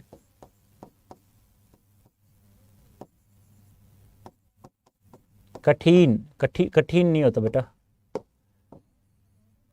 कठिन होता है, ध्रुव होता है कठिन। साक्षात्कार समय हुई चर्चा का लिखित व रिकॉर्ड रूप में होना। इंटरव्यू के बारे में आप लोग जानते हो तो आराम से आप लोग बता सकते हैं। तो क्या आवश्यक है, क्या क्या आवश्यक बताना है? कैक है, मतलब इसमें से मुझे तीन सही लग रहे हैं, एक गलत लग रहा है, तुम गलत कोई बता दो बस, मैं मान जाऊंगा आप लोगों को फिर तो। देखो यहां से देखो, व्यक्ति के बारे में आवश्यक, मान लो ये दो आदमी है, ये दो हैं, ये काळ्या है और ये धोल्या है, ये काळ्या और ये धोल्या, ये दो हैं। ये आदमी काळ्या धोल्या का इंटरव्यू ले रहा है, तो इसको है ना, इस काळ्या को, इस धोले की जानकारी होना आवश्यक है। एक ये तो सही है। साक्षात्कार उद्देश्य निश्चित होता है, इंटरव्यू का निश्चित उद्देश्य होता है, निश्चित होता है भी मुझे क्या प्राप्त करना है यहाँ से। कठिन प्रश्नावली, कठिन प्रश्न, आप कठिन शब्दों का प्रयोग करोगे? कभी नहीं करोगे। साक्षात्कार समय चर्चा का लिखित और रिकॉर्ड, वेरी गुड, ये भी सही है। यानी कि जब भी आप जिसका इंटरव्यू ले रहे हो ना, उसका लिखित भी होना चाहिए और रिकॉर्ड रूप में होना चाहिए, तो आपका इंटरव्यू बहुत अच्छा कहलाता है वो। तो आपका आंसर होगा C option is right answer. मतलब सी नहीं है, क ख घ, क ख क ग क ख, ये आ गया। C option is right answer. C option कोई बता रहा है मुझे, नेहा सी बता रही है, प्रदीप सी बता रहा है, वीकेएस गलत है, नालायक, हाँ गलत सी है, नेहा सही कह रही है, अविनाश डी नालायक गलत है तुम्हारा भी। नेक्स्ट, कोई बात नहीं, आगे देखो। समाचार लेखन में कौन कौन से ककार सूचना तथ्यों पर आधारित होते हैं? देखो 6 ककार होते हैं, आपको पता है ना, 6 ककार होते हैं। अब आपको बताना है कि सूचनात्मक तथ्यों पर आधारित, सूचनात्मक तथ्यों पर आधारित कौन कौन से होते हैं, वे बता दो तुम। जो विवरणात्मक तथ्यों पर आधारित होते हैं वो बता दो तुम, जल्दी से बताओ कौन कौन से होंगे, बताए जल्दी से। देखो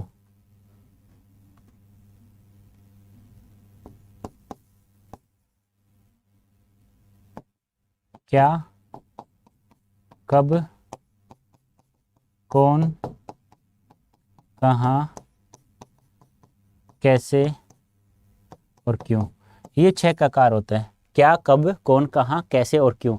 अब इसमें 4 तो होते हैं सूचनात्मक और 2 होते विवरणात्मक विश्लेषणात्मक होते हैं। तो वो 4 मुझे आप लोगों को बताना है। तो बी ऑप्शन क्या, कौन, वेरी गुड, सही है, ये ऑप्शन सही है, क्योंकि कैसे नहीं आता सूचनात्मक में, नहीं आता क्यों और कैसे नहीं आता, क्यों और कैसे नहीं आता, कैसे और क्यों नहीं आता है। ये दोनों विवरणात्मक और विश्लेषणात्मक तथ्यों पर आधारित होते हैं, ये आपको ध्यान में रखना है। तो ककारों की संख्या कितनी होती है? 6, क्योंकि आप लोगों ने पढ़ा होगा उल्टा पिरामिड शैली, याद हो तो, जिसको 3 भागों में बांटा गया है। इसे इंट्रो या मुखड़ा कहा जाता है, इंट्रो या मुखड़ा कहा जाता है और इसे क्या कहा जाता है बता सकते मुझे? बॉडी या निकाय कहते हैं, बॉडी या निकाय, निकाय, निकाय शरीर जिसे कहते हैं, और ये समापन होता है। और मैंने बताया भी था प्रथम जो 4-5 लाइनें होती हैं जो इंट्रो मुखड़ा में इन 4 ककारों का प्रयोग करते हैं, इन 4 ककारों का क्या, कौन, कब, कहाँ का प्रयोग करते हैं, और इन दोनों में अंतिम इसका क्या और कैसे का प्रयोग किया जाता है, ये भी आपको ध्यान में रखना है। नेक्स्ट, मुख्यमंत्री ने राष्ट्रीय दिव्यांगजन T20 वर्ल्ड कप का किया शुभारंभ। उपयुक्त समाचार का शीर्षक किस लेखन के क्षेत्र के अंतर्गत आएगा? यानी कि मुख्यमंत्री ने राष्ट्रीय दिव्यांग T20 वर्ल्ड कप का शुभारंभ किया है, तो इसका शीर्षक किस लेखन क्षेत्र से संबंधित होगा? जानते हो ना क्षेत्र, जैसे बीप या डीप, ऐसे एक नाम भी है मीडिया के क्षेत्र में, नाम दिमाग से निकल गया मेरा, बीप है, डीप है, बीट सही है, बीट, उस क्षेत्र को बीट कहते हैं। तो बताइए क्या होगा? विज्ञान और प्रौद्योगिकी में आएगा, खेल का है, फिल्म, मनोरंजन, अर्थ, व्यापार, खेल जगत। कोई दिक्कत नहीं होनी चाहिए यार इसमें, तो है क्या कोई दिक्कत है क्या कोई दिक्कत बेटा? बताइए जल्दी से।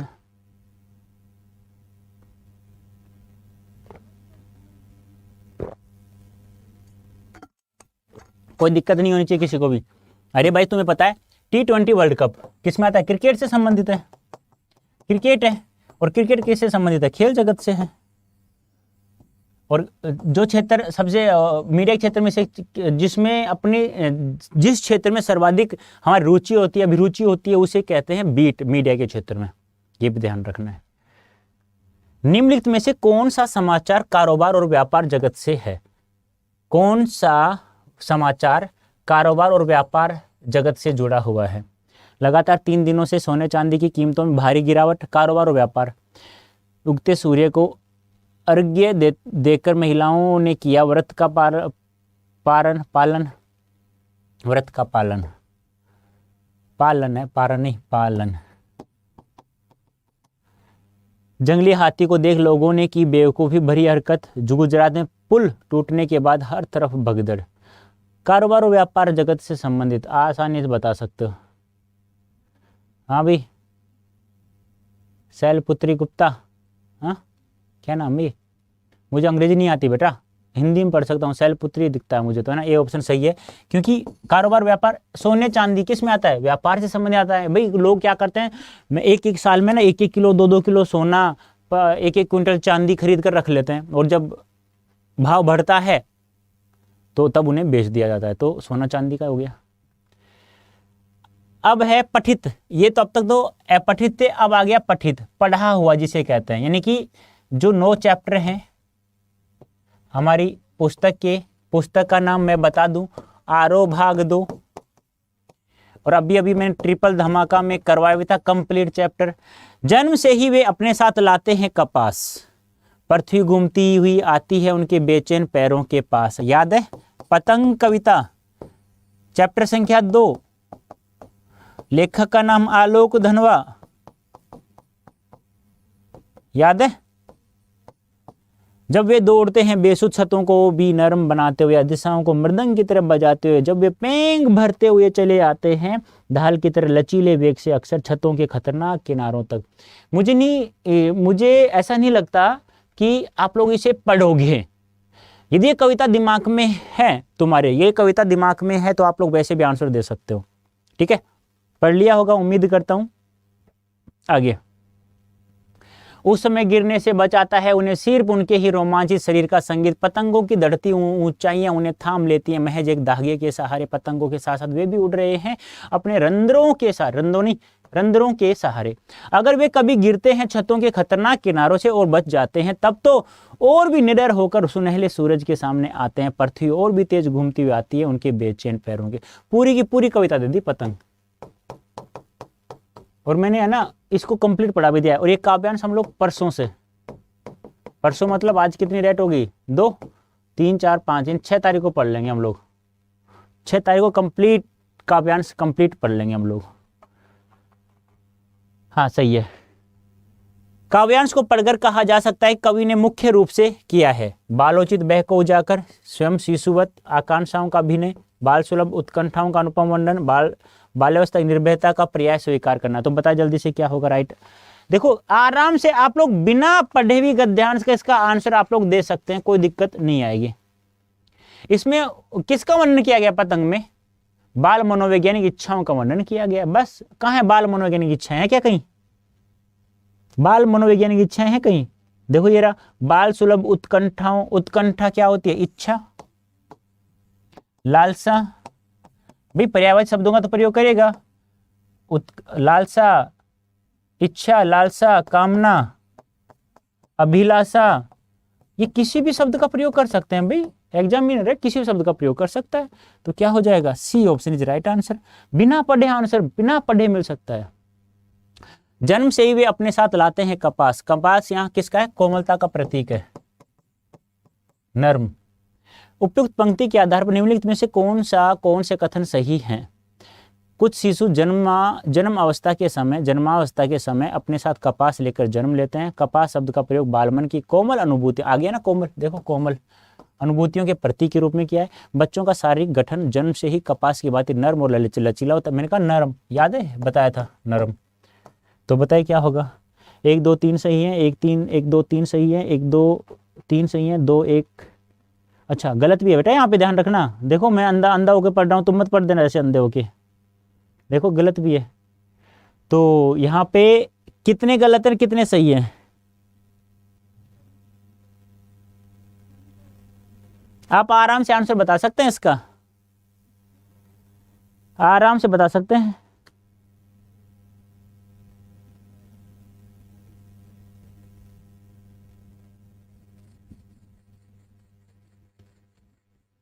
आराम से बता सकते हैं आप लोग इसका क्या होगा राइट आंसर। अच्छे से पढ़ते हो तो मन करता है ना पढ़ने को, लगता है ना। ए सही है, ए नहीं है सही, बी सही है, ए तो गलत है। जन्म अवस्था के समय कपास नहीं लाते हैं वो। कपास शब्द का प्रयोग बालमन की कोमल अनुभूतियों का प्रतीक है, ये सही है। बच्चों का शारीरिक गठन जन्म से ही कपास की तरह भांति तरह नरम और लचीला होता है। 2 और 3 सही है, 1 गलत है। तो कहाँ है? यही सही है, B option is right answer. भाई वीकेएस ना बेटा ना, मेरे सामने होता बेटा बहुत पिटाई करो तेरी, देख ले बहुत ज्यादा। प्रदीप यादव बहुत पीटता हूँ बेटा मैं, देख ले बेटा मेरी बात मान ले। आज से पढ़ाई करना स्टार्ट कर दे। आज के बाद में जितने भी सेशन ले ना वो सारे के सारे पढ़ बेटा। जिस दिन पेपर देने जाएगा ना, ईमानदार से बता रहा हूँ, सारे क्वेश्चन सही करके आएगा। अब वो तुम्हारी मर्जी, तुम पढ़ोगे नहीं पढ़ोगे। कथन ए और कारण आर को पढ़कर सही विकल्प चुनिए। छतों के किनारों से चोटिल न होने पर बच्चे अधिक निर्भय होते हैं। छतों चोटिल न होने पर बच्चे अधिक निर्भय होते हैं। सुरक्षित बच जाने पर उनके आत्मविश्वास में वृद्धि हुई और वे अधिक बड़ी समस्याओं का सामना करने के लिए तैयार हो जाते हैं। करने के लिए अलग कर देना इनको। तो बताइए क्या होगा, मतलब क्या है? तुम्हारी कविता तुम्हें पढ़ी हुई है तो बताओ सही क्या होगा।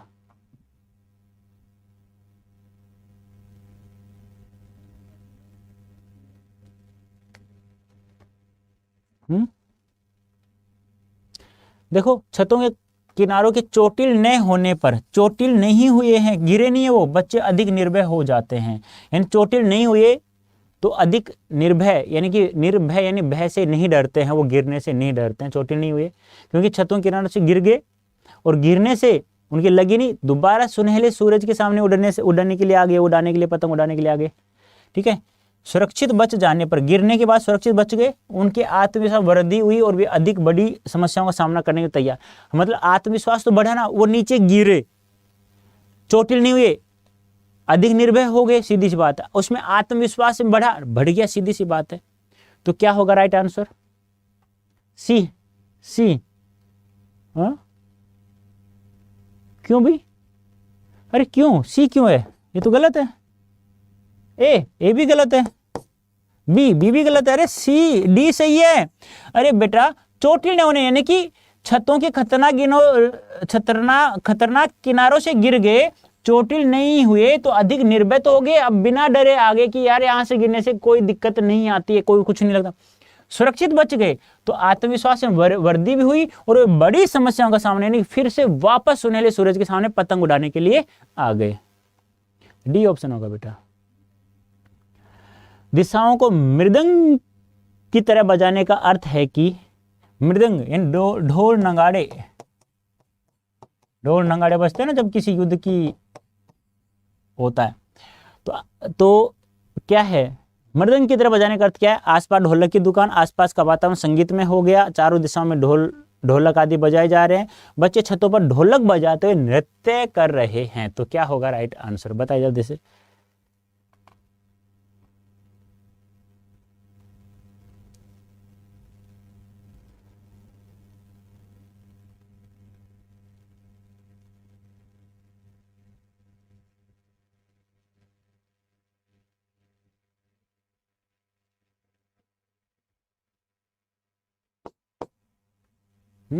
मास्टर ने थोड़ा सा क्या डांस कर दिया है, तो डी बता दिया है नालायक को। मास्टर तो कुछ भी कर सकता है, बट तुमने भी तो पढ़ा है ना ये कविता।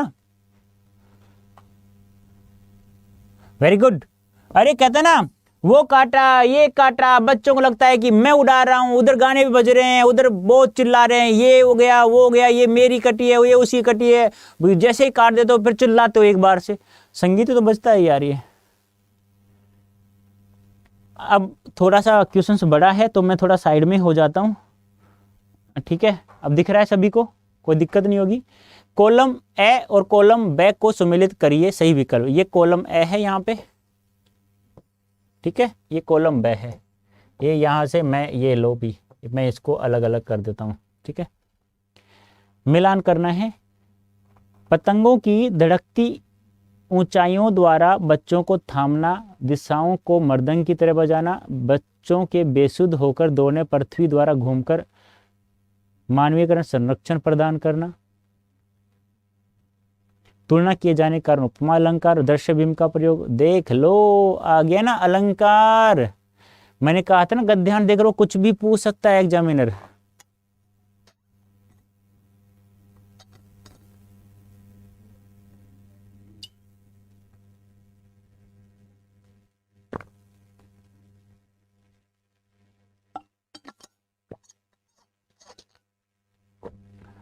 समय ले लो थोड़ा सा।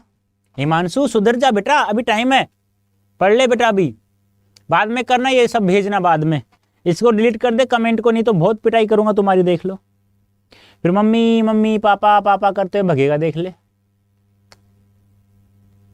जिन बच्चों ने अभी भी सेशन को लाइक शेयर नहीं किया है, तो प्यारे प्यारे बच्चों आप जल्दी से ये शुभ कार्य जल्दी से कर दो।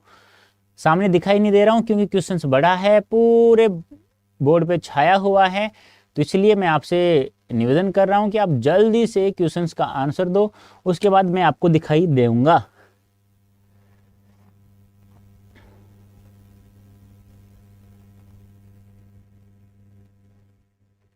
चलो, पतंगों की दरकती ऊंचाइयों पर द्वारा बच्चों का थामना। तो पतंगों की दरकती ऊंचाइयों द्वारा बच्चों को थाम लेना, मानवीकरण किया गया है, मानवीय क्रियाकलाप। तो मतलब एक में तीन, एक में तीन, तीन तीन, एक में तीन यहाँ भी है, तो ये भी नहीं है, ये भी नहीं है और ये भी नहीं है। आगे देखो, दिशाओं को मृदंग की तरह बजाना, दृश्य बिंब, तुलना किए जाने के कारण उपमा अलंकार। दिशाओं को मृदंग की तरह, यानी कि दिशाओं किसके समान बताया गया, बादलों को, यानी कि ढोल नगाड़ों की तरह बताया गया, तो बताना ऐसे उपमा अलंकार होता है। तो इसमें तीन, सॉरी दो में एक, दो में एक, ये होगा ए ऑप्शन होगा बेटा, ए ऑप्शन इज राइट आंसर। बच्चों के बेसुध होकर दौड़ने पर पृथ्वी घूमकर मानवीय संरक्षण प्रदान करना, तो दृश्य बिंब है, बात तो सही दिखाई दे रहा है हम लोगों को। तो ये होगा आपका राइट आंसर। किस किस ने सही किया है, कोई ऐसा बच्चा जिसने सही किया हो?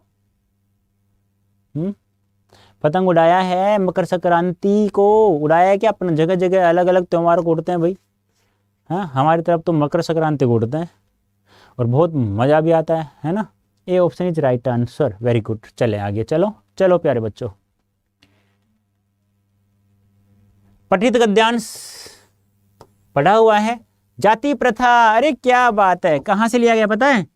पूरा लिख देता हूं, एनिहिलेशन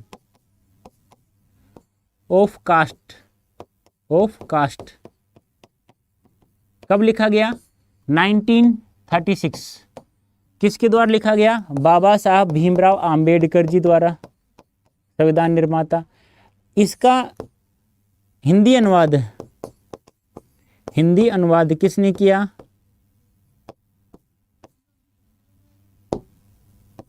हिंदी अनुवाद किसने किया?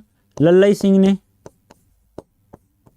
लल्लई सिंह यादव ने किया। कितने भागों में? 2 भागों में। कहाँ ये तैयार क्यों किया आंबेडकर जी ने? आंबेडकर जी ने इसे तैयार किया था अध्यक्षीय भाषण के रूप में बोलने के लिए, अध्यक्षीय भाषण के रूप में। लेकिन वो जाति पाति तोड़क मंडल लाहौर वो स्थगित हो गया, तो इन्होंने क्या किया, एक स्वतंत्र पुस्तिका के रूप में प्रकाशित करवा दिया। ठीक है, तो उसके बाद लोगों को बहुत अच्छा लगी वो, और लल्लई सिंह ने 2 भागों में प्रकाशित करवा दिया हिंदी अनुवाद। तो बताइए, वेरी गुड वेरी गुड। पढ़ो, जल्दी से पढ़ो, जल्दी से पढ़ो, जल्दी से, जल्दी फटाफट।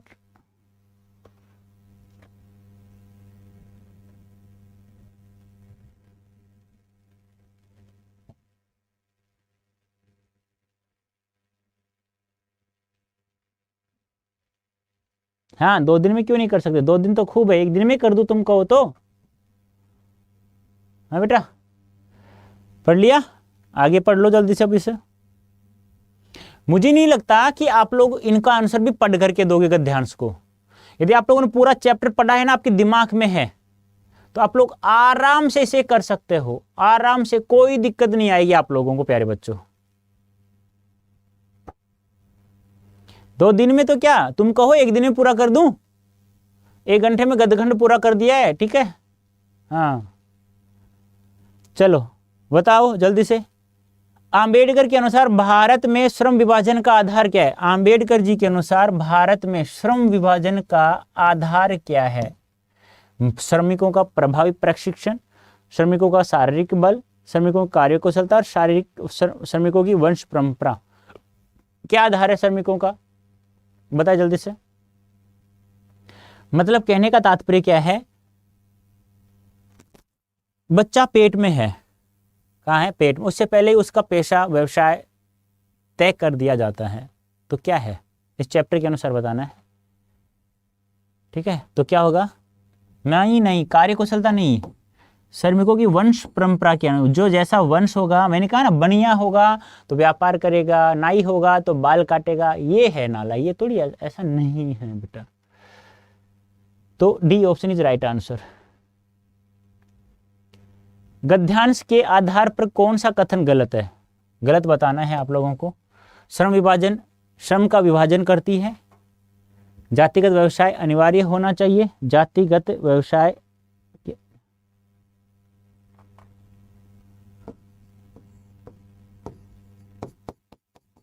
जाति प्रथा, पूरा लिखो, जाति प्रथा श्रम का विभाजन करती है, जातिगत व्यवसाय अनिवार्य होना चाहिए, बेरोजगारी के एक कारण जाति प्रथा भी है, कार्य का वेतन दक्षता के आधार पर होना चाहिए। तो गलत बताना है आप लोग। सीधा सा क्वेश्चन है, आप लोग आराम से इसका आंसर दे सकते हो।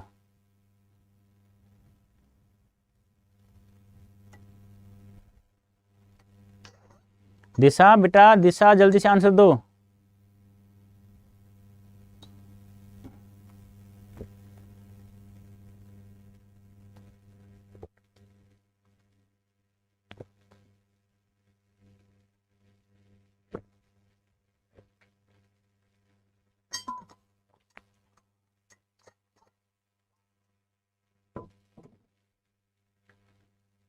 B, very good. अरे अनिवार्य नहीं होना चाहिए जातिगत व्यवसाय, अनिवार्य नहीं होना चाहिए, ये होगा गलत। ये तो सही है, जाति प्रथा श्रम का विभाजन करती है, बेरोजगारी के कारण जाति प्रथा भी है, कार्य कुशलता दक्षता के आधार पर होना भी चाहिए, ये गलत है, अनिवार्य नहीं होना चाहिए। नेक्स्ट, श्रमिक के लिए सबसे बड़ी समस्या क्या है? श्रमिक के लिए सबसे बड़ी समस्या क्या है? गरीब होना, सांप्रदायिकता में संलग्न होना, कार्य स्तर पर असुरक्षित होना, अरुचिकर कार्य के लिए बाध्य होना। बता सकते हैं, बिल्कुल इजी है, कोई दिक्कत ही नहीं होनी चाहिए यहाँ पर। तो आप लोगों को, मुझे नहीं लगता कोई दिक्कत आएगी आप लोगों को। जल्दी से बताओ क्या होगा राइट आंसर।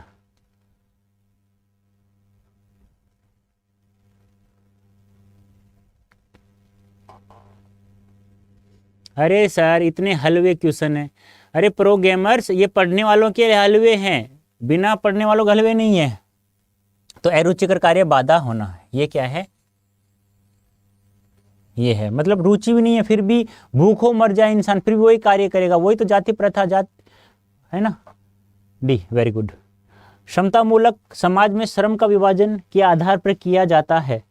समतामूलक समानता में, समता क्या होता है? जिसमें समानता का अधिकार हो, समानता का अधिकार।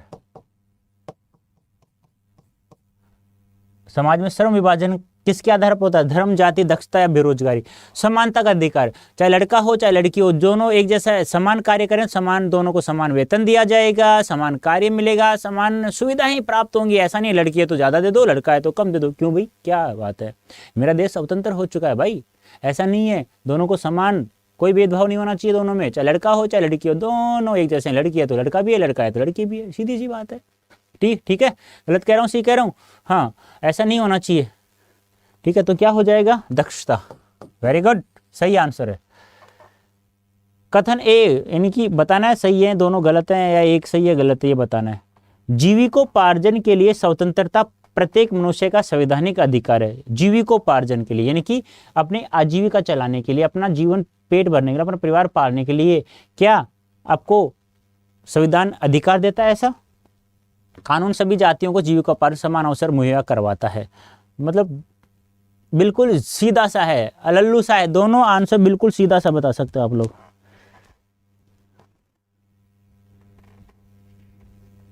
बताइए जल्दी से क्या होगा राइट आंसर।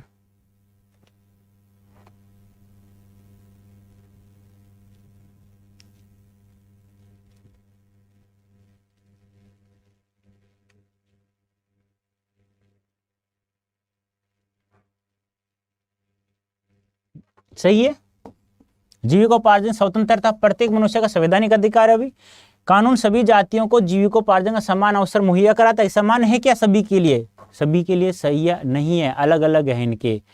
ठीक है, तो क्या होगा? सी ऑप्शन, अलग अलग सभी जातियों के, थोड़ा अलग अलग सरकार ने जो संविधान बनाया है, भीमराव अंबेडकर जी ने द्वारा बनाया गया है, वो उसमें थोड़ा कुछ अलग अलग जातियों के अलग अलग दिया गया है।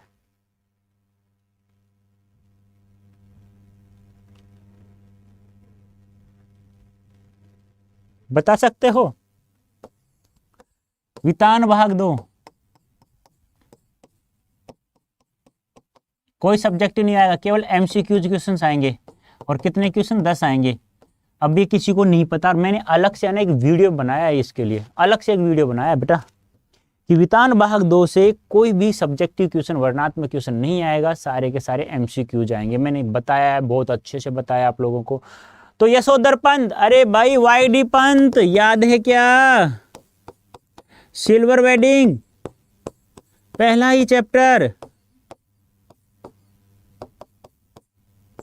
25वीं शादी की सालगिरह, 3 बेटे 1 पुत्री, हाँ याद है। तो वाईडी पंत घर वालों के साथ सामंजस्य क्यों नहीं बिठा पाते? दफ्तर के कार्यों के कारण, बच्चों के व्यवहार के कारण, धार्मिक और कर्मकांडी होने के कारण, अपने सिद्धांतों और धारणाओं के कारण। तो सामंजस्य यानी तालमेल क्यों नहीं बैठा पाते? बताइए जल्दी से क्या होगा राइट आंसर।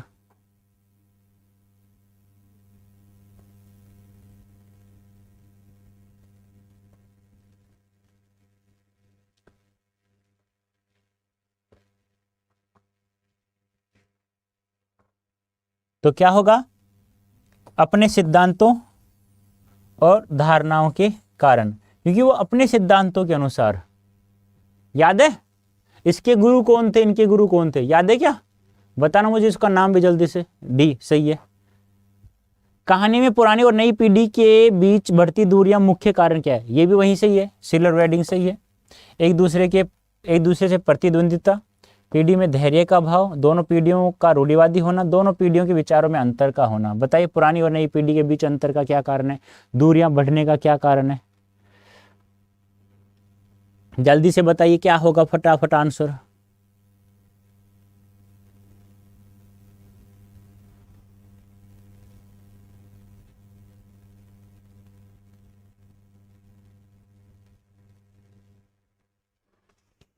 बस बेटा बस, आयुष मैंने देख लिया है, बस बस बेटा बस, ज्यादा नहीं। तो दोनों पीढ़ियों के विचारों में अंतर, D option is right answer. Very good. Kisanda के विचारों पर चलते हैं बेटा, वो किसनदा के विचारों पर चलते हैं, क्योंकि वो कुंवारे थे, उनकी शादी, उनकी मृत्यु संभव इम्प्रॉपर लगती है, बच्चों से तालमेल बैठाना इम्प्रॉपर लगता है, उसके बेटे को 3000 माहवर तनख्वाह मिलना संभव इम्प्रॉपर लगता है, सब कुछ संभव इम्प्रॉपर लगता है। कहानी में संयुक्त परिवार की किस समस्या को दर्शाया गया है? यानी संयुक्त परिवार की, ये भी वहीं से सिलर वेडिंग से ही है।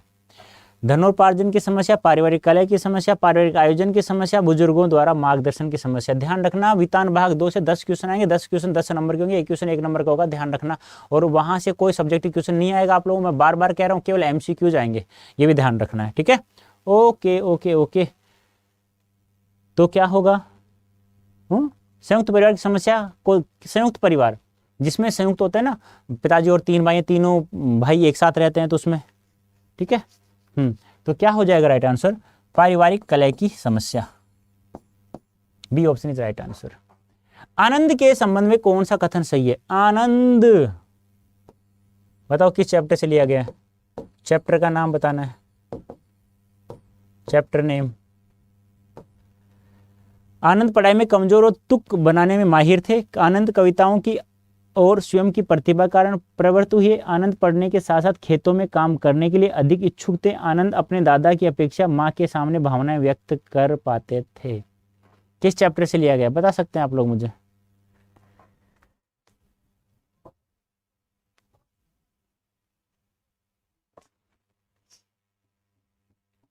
अरे पढ़ते पढ़ते कविताएं कहानी बना लेना, भैंसों को चराते चराते कहानी बना लेना, भैंसों को पानी पिलाते पिलाते गाने बना लेना। याद है? कौन सा चैप्टर है बता सकते हो? अरे याद है क्या?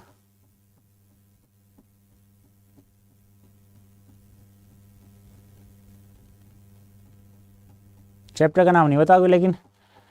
अरे बेटा डी होगा ना। आनंद था वो दादा, यानी दादा किसी पिता को बोलता था वो, की अपेक्षा माँ के सामने अपनी भावनाएं व्यक्त कर पाते थे आनंद जी। अरे याद नहीं है? जूझ, जूझ याद है?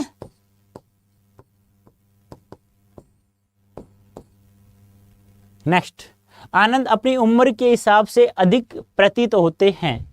अपनी उम्र के हिसाब से अधिक प्रतीत होते हैं। भोले, जिज्ञासु, विवेकी, अभिमानी। बता सकते हैं तो बताओ जल्दी से क्या होगा राइट आंसर? जल्दी से, जल्दी जल्दी से बताओ आंसर क्या होगा।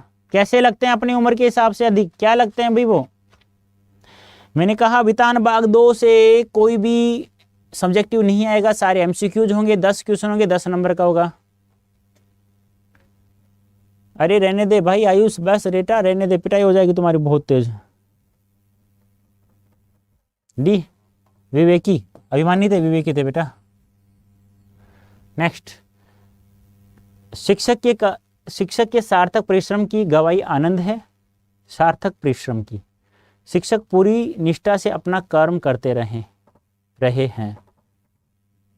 तो बताओ, शिक्षक के सार्थक परिश्रम की गवाही आनंद है। बात सही है, शिक्षक ने सार्थक परिश्रम किया था आनंद का, पूर्ण अपना कार्य कर, बात तो सही है। शिक्षक, भाई हम अपना कार्य तो बहुत पूरी निष्ठा के साथ करते हैं ना, आपको पता होगा ये तो। बताओ जल्दी से क्या होगा राइट आंसर।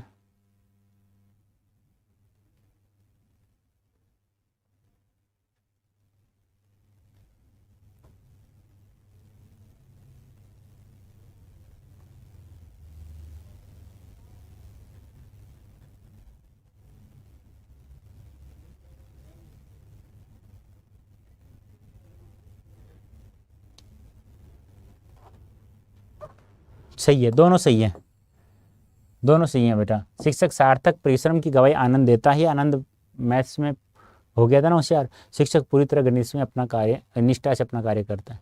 मोहनजोदड़ो की सामाजिक व्यवस्थाओं में एक रूपता को देखकर लेखक ने क्या अनुमान लगाया। मोहनजोदड़ो की सामाजिक व्यवस्था को में एक रूपता देखकर, सभी व्यवस्थाओं में अनुशासन का, सामाजिक व्यवस्था में राजतंत्र का, व्यवस्था में दिखाव की कमी का, सैन्य व्यवस्था द्वारा सामाजिक प्रबंधन का। तो बताइए जल्दी से क्या होगा। मोहनजोदड़ो किस चैप्टर से लिया गया है, चैप्टर का नाम बताना है जल्दी से। चैप्टर का नाम बताना बेटा, चैप्टर का नाम ही बताना है। अब देख लो तुम लोग कितना समय लगाओगे इसे, 3 घंटे का पेपर है, इतनी देर में हो जाना चाहिए था।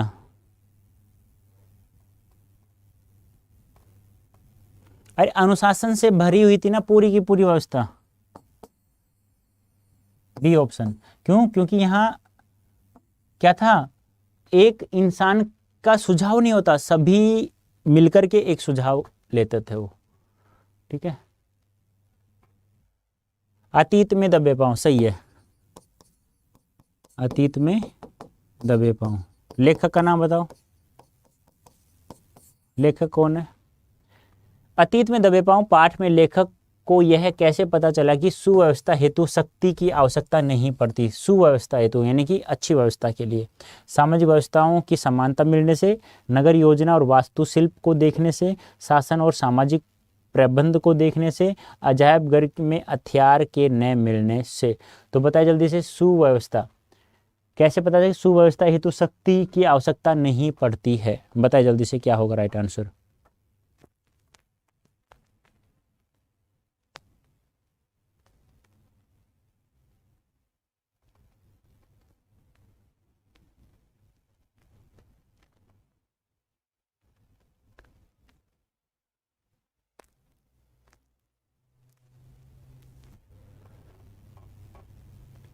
डी सभी का।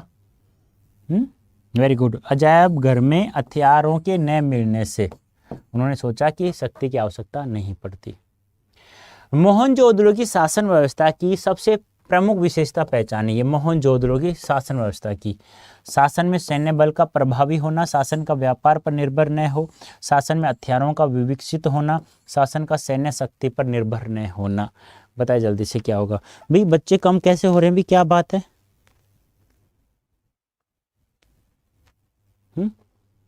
आते हैं क्या सारे क्वेश्चन, सभी को आते हैं? तो मैं भी चला जाऊं फिर तो बंद करूं इसको।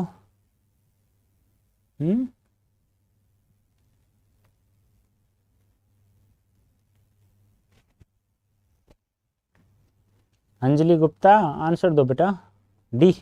Very good. क्योंकि सैन्य शक्ति पर निर्भर न होना, क्योंकि मोहनजोदड़ो सैन्य शक्ति पर निर्भर नहीं था, क्योंकि वो समाज पोषित शहर था। बौद्ध स्तूप को देखकर अतीत में दबे पांव पाठ के लेखक को कैसी अनुभूति, यानी बौद्ध स्तूप को जैसे ही लेखक ने देखा तो उन्हें कैसी अनुभूति हुई, अतीत की स्मृतियों में खो गया, भौगोलिकता का ज्ञान हो गया, बौद्ध धर्म में अनुरक्त हो गया, सौंदर्य से अभिभूत हो गया।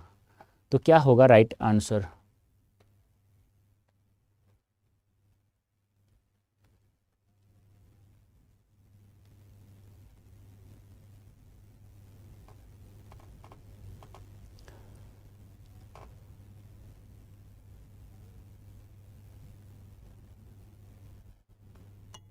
बता सकते हैं तो बताइए जल्दी से क्या होगा राइट आंसर।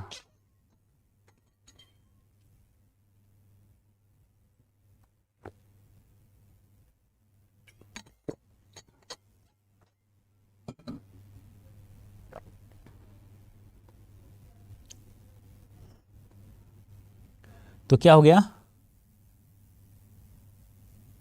सौंदर्य से क्या हो गया, अभिभूत हो गया। बौद्ध स्तूप को जैसे देखा तो सुंदरता से अभिभूत हो गया। D option is right answer. अब आते हैं हमारे सब्जेक्टिव क्वेश्चन, फटाफट आंसर देना है।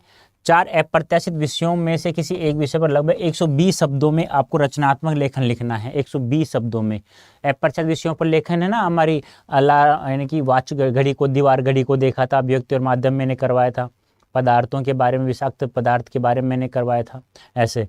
तो गर्मी में कुल्फी बेचता आदमी, उसके बारे में, पर्यावरण की चिंता और भारत, ई शिक्षा, इलेक्ट्रॉनिक शिक्षा, विद्यार्थियों के लिए लाभ या हानि, अंतरिक्ष के रहस्य उजागर करने को आतुर।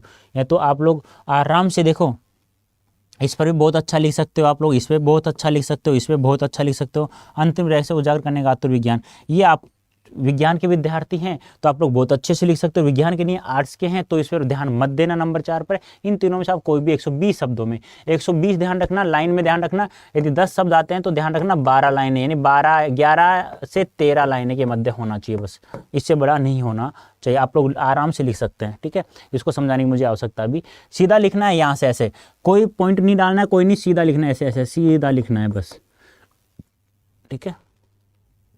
निम्नलिखित में से किन्हीं 2 प्रश्नों के उत्तर दीजिए लगभग 60 शब्दों में, यानी कि 3 में से 2 करना है, 6 नंबर के हैं। चित्र देखकर कथानक के स्वरूप के आधार पर किन्हीं 2 संभावित द्वंद्वों का उल्लेख करते हुए रोचक कहानी लिखना है। यानी कि ये कौन है, सीता है, ये कौन है, ये राम है। राम और सीता बारिश में, राम का पैर टूटा हुआ है, राम लंगड़ा है या कुछ चल नहीं सकता है, सीता उसे बैठा कर ले जा रही है, बारिश आ गई, छाता ऊपर तान लिया है, आगे देखा तो आगे क्या आ गया, आगे आ गया मेंढक आ गया, अब ये सोचना अब इसको हम कैसे बचाएं। थोड़ी सी कहानी लिख देना 60 शब्दों में बस, हो ज़्यादा कुछ नहीं, कितना ईजी है अभी, आंखों से देखो और कार्य करो, सीधा सीधा नंबर मिल रहे हैं आप लोगों को। तो नेक्स्ट, रेडियो प्रसारण की विज्ञान विशेष कक्षा में शिक्षक छात्रों को जल चक्र से संबंधित पाठ पढ़ा रहे हैं। इस दौरान शिक्षक को किन सहायक सामग्रियों की आवश्यकता पड़ती है। किन्हीं 2 सहायक सामग्रियों का नाम लिखते हो, 4 प्रतिध्वनियों का उल्लेख कीजिए और संभावित लिखना है। तो ये आ गया, यानी कि रेडियो की प्रसारण की 2 सामग्री लिखना है और अप्रत्याशित लेखन के आधार पर इन 2 का आंसर आपको लिखना है, ठीक है। ज़्यादा कुछ भी आपको लिखने की आवश्यकता नहीं है। अप्रत्याशित लेखन के कितने आधार हो सकते हैं, किन्हीं 3 आधारों का समझाकर लिखना है। ये मैं आपको आंसर भी बता चुका हूँ इसका पहले भी, और आगे मैं इसका आंसर तुम्हें बता दूंगा। आगे देखो, किन्हीं 2 प्रश्नों के उत्तर देना है 80 शब्दों में। समाचार चैनल की ओर से, देखो एक एक क्वेश्चन का आंसर दे रहा हूं मैं यहां से। ये क्या बात है अभी,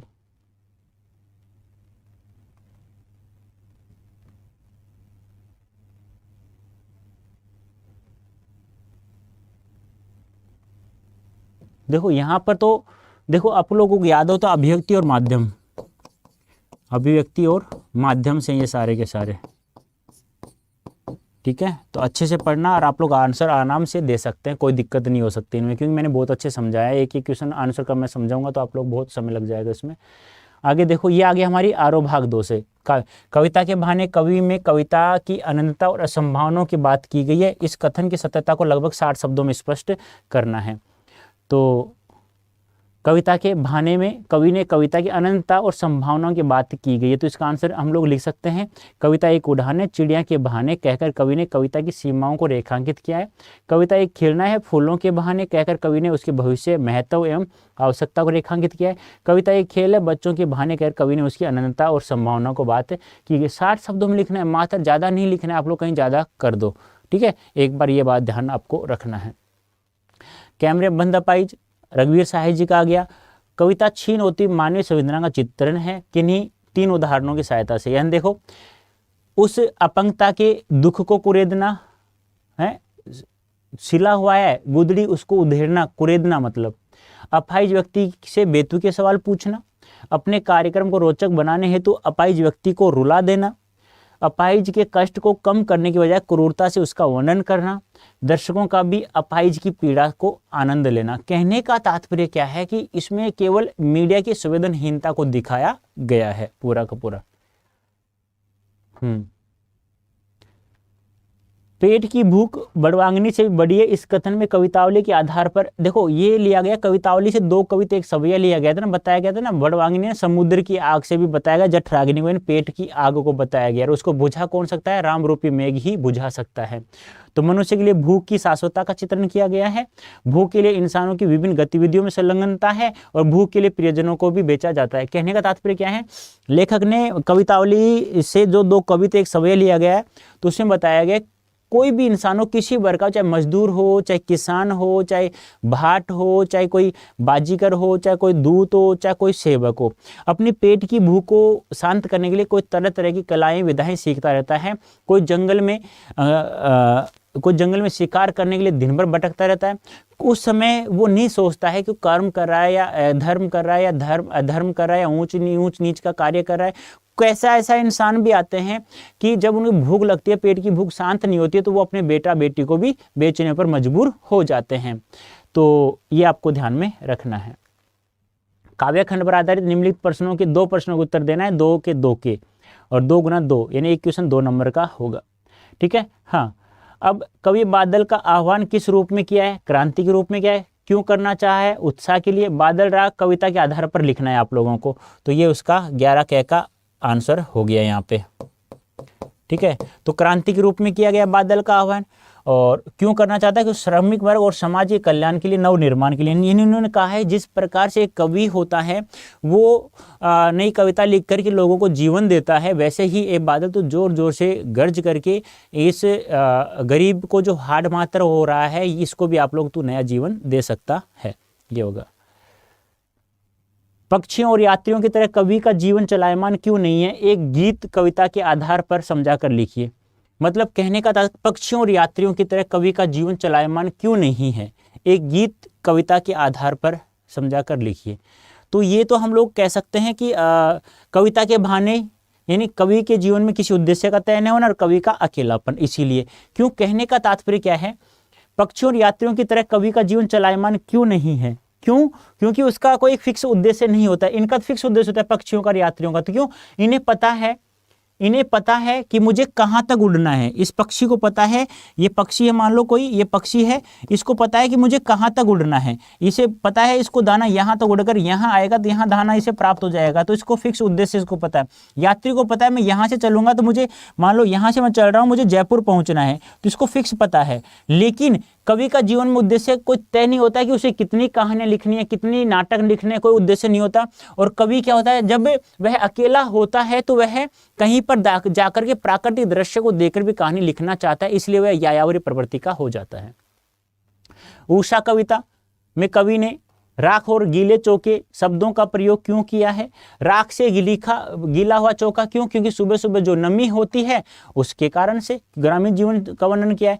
राख का धुंधला रंग और भोर के आकाश दोनों रंगों का लगभग समान होना, और गीले चौके की बाती भोर का ओस के कारण नम हो जाना। कहने का तात्पर्य क्या है? यहाँ पर राख और गीले चौके शब्दों का प्रयोग इसलिए किया है क्योंकि सुबह सुबह का जो आकाश होता है तो ऐसे लगता है कि जैसे राख होती है ना, हमारी राख होती है, लकड़ी की जली हुई राख होती है, ऐसा आकाश हमें दिखाई देता है बिल्कुल साफ स्पष्ट रूप से।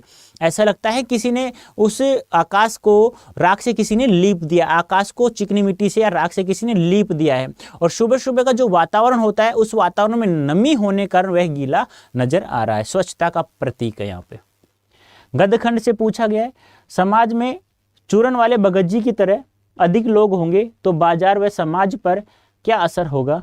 बाजार दर्शन पाठ के आधार उचित। भगत जी की तरह अधिक लोग होंगे तो बाजार और समाज पर क्या असर होगा? देखो, भगत जी थे जो छह आने का चूर्ण बेचने के बाद में कोई 25वां पैसा किसी से नहीं लेते थे, तो बच्चों को फ्री में बांट देते। अब वो बाजार की बात यहाँ आ रही है तो बाजार की चकाचौंध उसको बिल्कुल भी असर नहीं डालती, क्योंकि उसको पता है कि मुझे कोने की दुकान से, पंसारी की दुकान से पास से क्या लेना है, उसे काला जीरा और नमक उसे प्राप्त करना है, तो वहीं से वह उसे प्राप्त करता है और आ जाता है। और ये लोग ऐसे होंगे तो वो बाजार का अधिक से अधिक लाभ उठा भी सकते हैं और बाजार की उपयोगिता की सार्थकता को वो समझते भी हैं। और ऐसे लोग हो गए तो लोगों में ईर्ष्या, घृणा आदि का कोई प्रभाव नहीं पड़ेगा, वो उससे ग्रसित बिल्कुल भी नहीं होंगे। बाजार को सार्थकता मिलेगी, बाजार अपनी कर्तव्यता पूर्ण करेगा, क्योंकि बाजार का उपयोग करना हम समझ जाएंगे। बाजार को सच्चा लाभ मिलेगा, समाज में सद्भाव बना रहेगा, समाज में आवश्यकताओं को आदान प्रदान होगा, समाज में बाजार के द्वारा होने वाले शोषण को कम करने में सहायता मिले। बातों से ये शोषण होता है यहाँ पर, क्यों भाई, एक अमीर व्यक्ति और एक गरीब व्यक्ति, मेरे जैसे एक मान लो गरीब व्यक्ति और एक, जैसे मैंने दो उदाहरण दिया था ना आप लोगों को, ये कालिया है और ये धोलिया है। अब धोलिया तो एमएलए का लड़का हो गया, धोलिया कौन है, एमएलए का लड़का, और कालिया कौन है, गरीब बेचारे का लड़का हो गया। अब ये दोनों एक किसी दुकान पे गए, तो पहले ये जाता है, तो इसके बाद एक पुत्र भी है मान लो इसका, तो पुत्र को तो कुछ भी नहीं देता, कहते हैं हाँ ठीक है बैठ जा यहाँ पे पानी, हाँ ठीक है पानी ला रहा है। वो सोचता गरीब बच्चा है ना, गंदा हो रहा होगा बेचारा, कपड़े गंदे हो रहे होंगे। और ये धोलिया है, नालायक है, अनपढ़ है, फिर भी अच्छी सूट बूट पहन रखा है। अब दुकानदार कहेगा बेटा जी कुल्फी खाओगे, जूस पियोगे, पानी पियोगे, इतनी सारी देख रेख करता है कि वो अमीर है। तो ये भेदभाव, ये शोषण, ये भी क्या हो जाएगा, शोषण भी क्या हो जाएगा, समाप्त हो जाएगा। तो बहुत सारी बातें हैं, ये देख लेना, लिख लेना। शिरीष के फूल गांधी जी का उल्लेख किस संदर्भ में हुआ है और क्या? शिरीष के फूल एक ललित निबंध है जो कहाँ से लिया गया, कल्पलता ललित निबंध से लिया गया, जो हजारी प्रसाद द्विवेदी जी द्वारा रचित है। इतनी बात भी लिख दोगे ना तो बहुत बड़ी बात है। उसके बाद लिखना, शिरीष की तरह गांधी जी का उल्लेख इसलिए किया है कि शिरीष भी अवधूत एक सन्यासी की भांति प्रचंड धूप में, प्रचंड गर्मी में भी खिलता रहता है। जिस प्रकार महात्मा गांधी जी अपने देश को स्वतंत्र कराने के लिए किसी भी समय, हर जगह पर खड़े रहते, चाहे उन्हें कोई किसी भी समस्या का सामना क्यों ना करना पड़े। इसलिए कवि ने कहा है कि आज भी गांधी जी जैसे व्यक्तियों की, विद्वानों की हमें यहाँ आवश्यकता है। गांधी जी का प्रतिकूल परिस्थितियों में अविचल बने रहना, जैसे किसी अवधूत का यानी सन्यासी का होना। लेखक का शिरीष के फूल और गांधी जी को अवधूत के रूप में देखना। प्रतिकूल परिस्थितियों में दोनों का एक समान कार्य होना, जैसे धैर्यपूर्वक कर्तव्यशील बने रहना। दोनों के दैहिक बल की अपेक्षा आत्मबल की याद और समानता का होना, मैं बता चुका हूँ ये सब। पहलवान और ढोलक के बीच रागात्मक संबंध था। यानी पहलवान की ढोलक फणीश्वर नाथ रैनो, लुट्ठन पहलवान, क्योंकि जब वो चांद सिंह से कुश्ती लड़ रहा था तो उस समय केवल उसका साथ ढोलक की आवाज़ दे रही थी। तो उसके दाव पेच में ढोलक की आवाज़ की मतलब क्या था, सामंजस्य बना हुआ था। बोलो बना हुआ था, नहीं बना हुआ था, उनसे प्रेम हो गया था। क्यों? क्योंकि जब जब ढोलक की थाप बजती तब तक उसमें खून, उनकी रगों में खून जो दौड़ता ना वो लावे में परिवर्तित हो जाया करता था। और उसका मतलब उसके साथ चाहे कोई रहे ना रहे, लेकिन ढोलक की आवाज़, क्योंकि जब जब वह राजा के दरबार में गया तब भी ढोलक साथ थी। जब राजा के दरबार से बाहर निकाला गया, नए विलायत से नया राजा आ गया था, तो तब भी ढोलक उसके साथ थी। जब अपने बच्चों को कुश्ती सिखाता तब भी ढोलक साथ थी। और गांवों को संजीवनी शक्ति की तरह शक्ति प्राप्त करना, प्रदान करवाना, शाम से सुबह तक बजाता रहता था। तो ये सब ढोलक का ही रागात्मक प्रेम था उसका। कुश्ती प्रतियोगिता के दौरान ढोलक की आवाज़ की प्रेरणा लेना, ठीक है। ढोलक को अपना गुरु माना और ढोलक को गुरु मानता। वो अपने बच्चों को शिक्षा देते समय कहता भी कोई इंसान मेरा गुरु नहीं है, ढोल ही मेरा गुरु है। अपने बच्चों को ढोल की थाप पर शिक्षा देना। महामारी के समय ढोल बजाकर गांव वालों को प्रेरित करना, जीवन संजीवनी शक्ति की बूटी देना। मृत्यु पर्यंत दूसरों द्वारा ढोल बजाने की इच्छा का होना। तो ये आपको ध्यान में रखना है। गद्य खंड पर आधारित 2 प्रश्नों के उत्तर देना है आप लोगों को। भक्तिन की किन विशेषताओं को महादेव वर्मा को प्रभावित किया है? भक्तिन की याद है, भक्तिन लक्ष्मी जिसका 5 वर्ष में विवाह था, 9 वर्ष में गोना हो गया था, अपने पति को बुढ़ऊ कहकर पुकारती, 3 बेटियां थी। बड़ी बेटी की मृत्यु हो जाती है तो उसकी विधवा बन जाती है, तो वो जठेत अपने साले को तित्तरबाज को, याद है कहानी, संस्मरणात्मक रेखा चित्र है। लेखिका भी कहती है कि भक्ति ने अपने विचारों में कोई परिवर्तन नहीं किया। उसने जो भी सीखा है अपनी बातें तो मुझे सिखा चुकी थी, लेकिन मेरी बातें वो एक भी नहीं सीखती थी। वो सब कुछ अपने बोलती कि ऐसा शास्त्रों में लिखा हुआ है, ऐसा वेदों में लिखा हुआ है, ऐसा ज्ञान लिखा हुआ, लेकिन ऐसा कोई भी ज्ञान कहीं लिखा नहीं होता। लेखिका भी जानती थी, लेकिन वह अपनी बातों को ऊपर रखने के लिए हमेशा वो कहती थी। तो भक्तिन का स्वाभिमान और संघर्षशील होना, क्यों? पितृसत्तात्मकता थी उस समय, और वह अपनी बेटियों के हक के लिए वह हमेशा तत्पर रहती थी। और जब उस जमींदार ने उसे पूरे दिन धूप में खड़ा रखा, दूसरे दिन कमाने के सिलसिले से वह शहर आ गई थी। शहर में रहने के बाद भी भक्तिन द्वारा ग्रामीण संस्कृति को नहीं छोड़ना, यानी कि बृहस्पतिवार को वह दूसरे दिन आ गई थी ना, तो बृहस्पतिवार को चूड़ाक्रम करती, उस तरह से अपने बाल मुंडवाती थी। कोयले से अपने आड़ी रेखा खींचती थी कि तुम इधर रहोगे मैं इधर रहूंगी। तो बहुत सारी ऐसी बातें थी, ठीक है, तो वो देख लेना। काला मेघा पानी दे धर्मवीर भारती इंद्रसेना को देखकर लेखक के मन में किन प्रश्नों का जन्म लिया? लेखक ने सोचा, क्या सोचा कि ये पानी की बर्बादी हो रही है, जब पानी है नहीं, आषाढ़ का एक पखवाड़ा बीत चुका है, तो पानी की बर्बादी, जो इन्होंने कठिन परिस्थितियों में जो पानी इकट्ठा किया है अब इसे बहा क्यों रहे हैं, तो ये चीजें आप लोगों को ध्यान में रखनी है। पानी की इतनी कमी होने के बाद भी लोग इस पर पानी क्यों फेंकते हैं, यह पानी कैसी निर्मम बर्बादी है। अगर इंद्र महाराज से पानी दिलवा सकते हैं तो खुद के लिए पानी क्यों नहीं मांग लेते। क्योंकि जब जीजी ने भी कहा था ना कि हम इंद्र भगवान को जितना पानी चढ़ाएंगे उसका 1000 गुना में बरसात के रूप में देगा। जीजी ने भी एक उदाहरण दिया था कि एक किसान 5 से 6 किलो अच्छा गेहूं यदि खेत में डालता है तभी तो 40 से 50 मन गेहूं उसे प्राप्त होता है। तो वही बात यहाँ बताना है आप लोगों को। दूध पानी के मिश्रण की तरह भाईचारे का दूसरा नाम है लोकतंत्र। लोकतंत्र नहीं, लोकतंत्र में मेरी कल्पना का आदर समझ पाठ के आदर इस कदम। देखो दूध पानी में, देखो कहने का तात्पर्य क्या है, भाईचारा। भाईचारा होगा तो हम एक छोर से दूसरे छोर तक पहुंच सकते हैं, सभी समस्याओं का समाधान कर सकते हैं। हमें एक दूसरे की सहायता करने हमेशा तत्पर होना चाहिए। भाईचारे से किसी को कोई भी द्वेष भाव नहीं होगा, ठीक है। भाईचारा होगा तो हम कहते हैं संगठन में शक्ति होना, वही बात यहां बताने की कोशिश की गई है। सामाजिक व्यवस्था का स्वतंत्रता, समानता, बंधुत्व पर आधारित होना और समाज व्यक्तियों के मध्य अलगाव की स्थिति न होना। तो ये था आपका। कैसा लगा, ईमानदारी से बताना मुझे कैसा लगा आज का सेशन। ये जो एडिशनल प्रैक्टिस पेपर जो सीबीएसई ने अपलोड किया था, समझ में आया या नहीं आया, जल्दी से मुझे कमेंट करके बताइए। नेक्स्ट क्लास कब होगी? कल होगी बेटा। मेरी क्लास कल होगी। अभी तो वैसे आगे भी सैंपल पेपर आ रहा है आप लोगों के लिए। कैसा लगा, कितने आप ईमानदारी से बताना कितने क्वेश्चन अटेम्प्ट कर सकते हो, कितने नंबर ला सकते हो यहां से, जल्दी से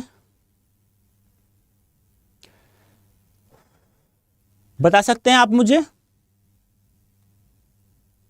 अभी भी यदि पढ़ाई करना स्टार्ट नहीं किया है ना बेटा, तो आज से पढ़ना स्टार्ट कर जाओ। क्लास कंटिन्यू लग रही है, कंटिन्यू क्लास मिलेगी आप लोगों को। एग्जाम तक पढ़ लो यार, ज्यादा दिन नहीं है तुम्हारे पास, पढ़ लो जल्दी से, ठीक है।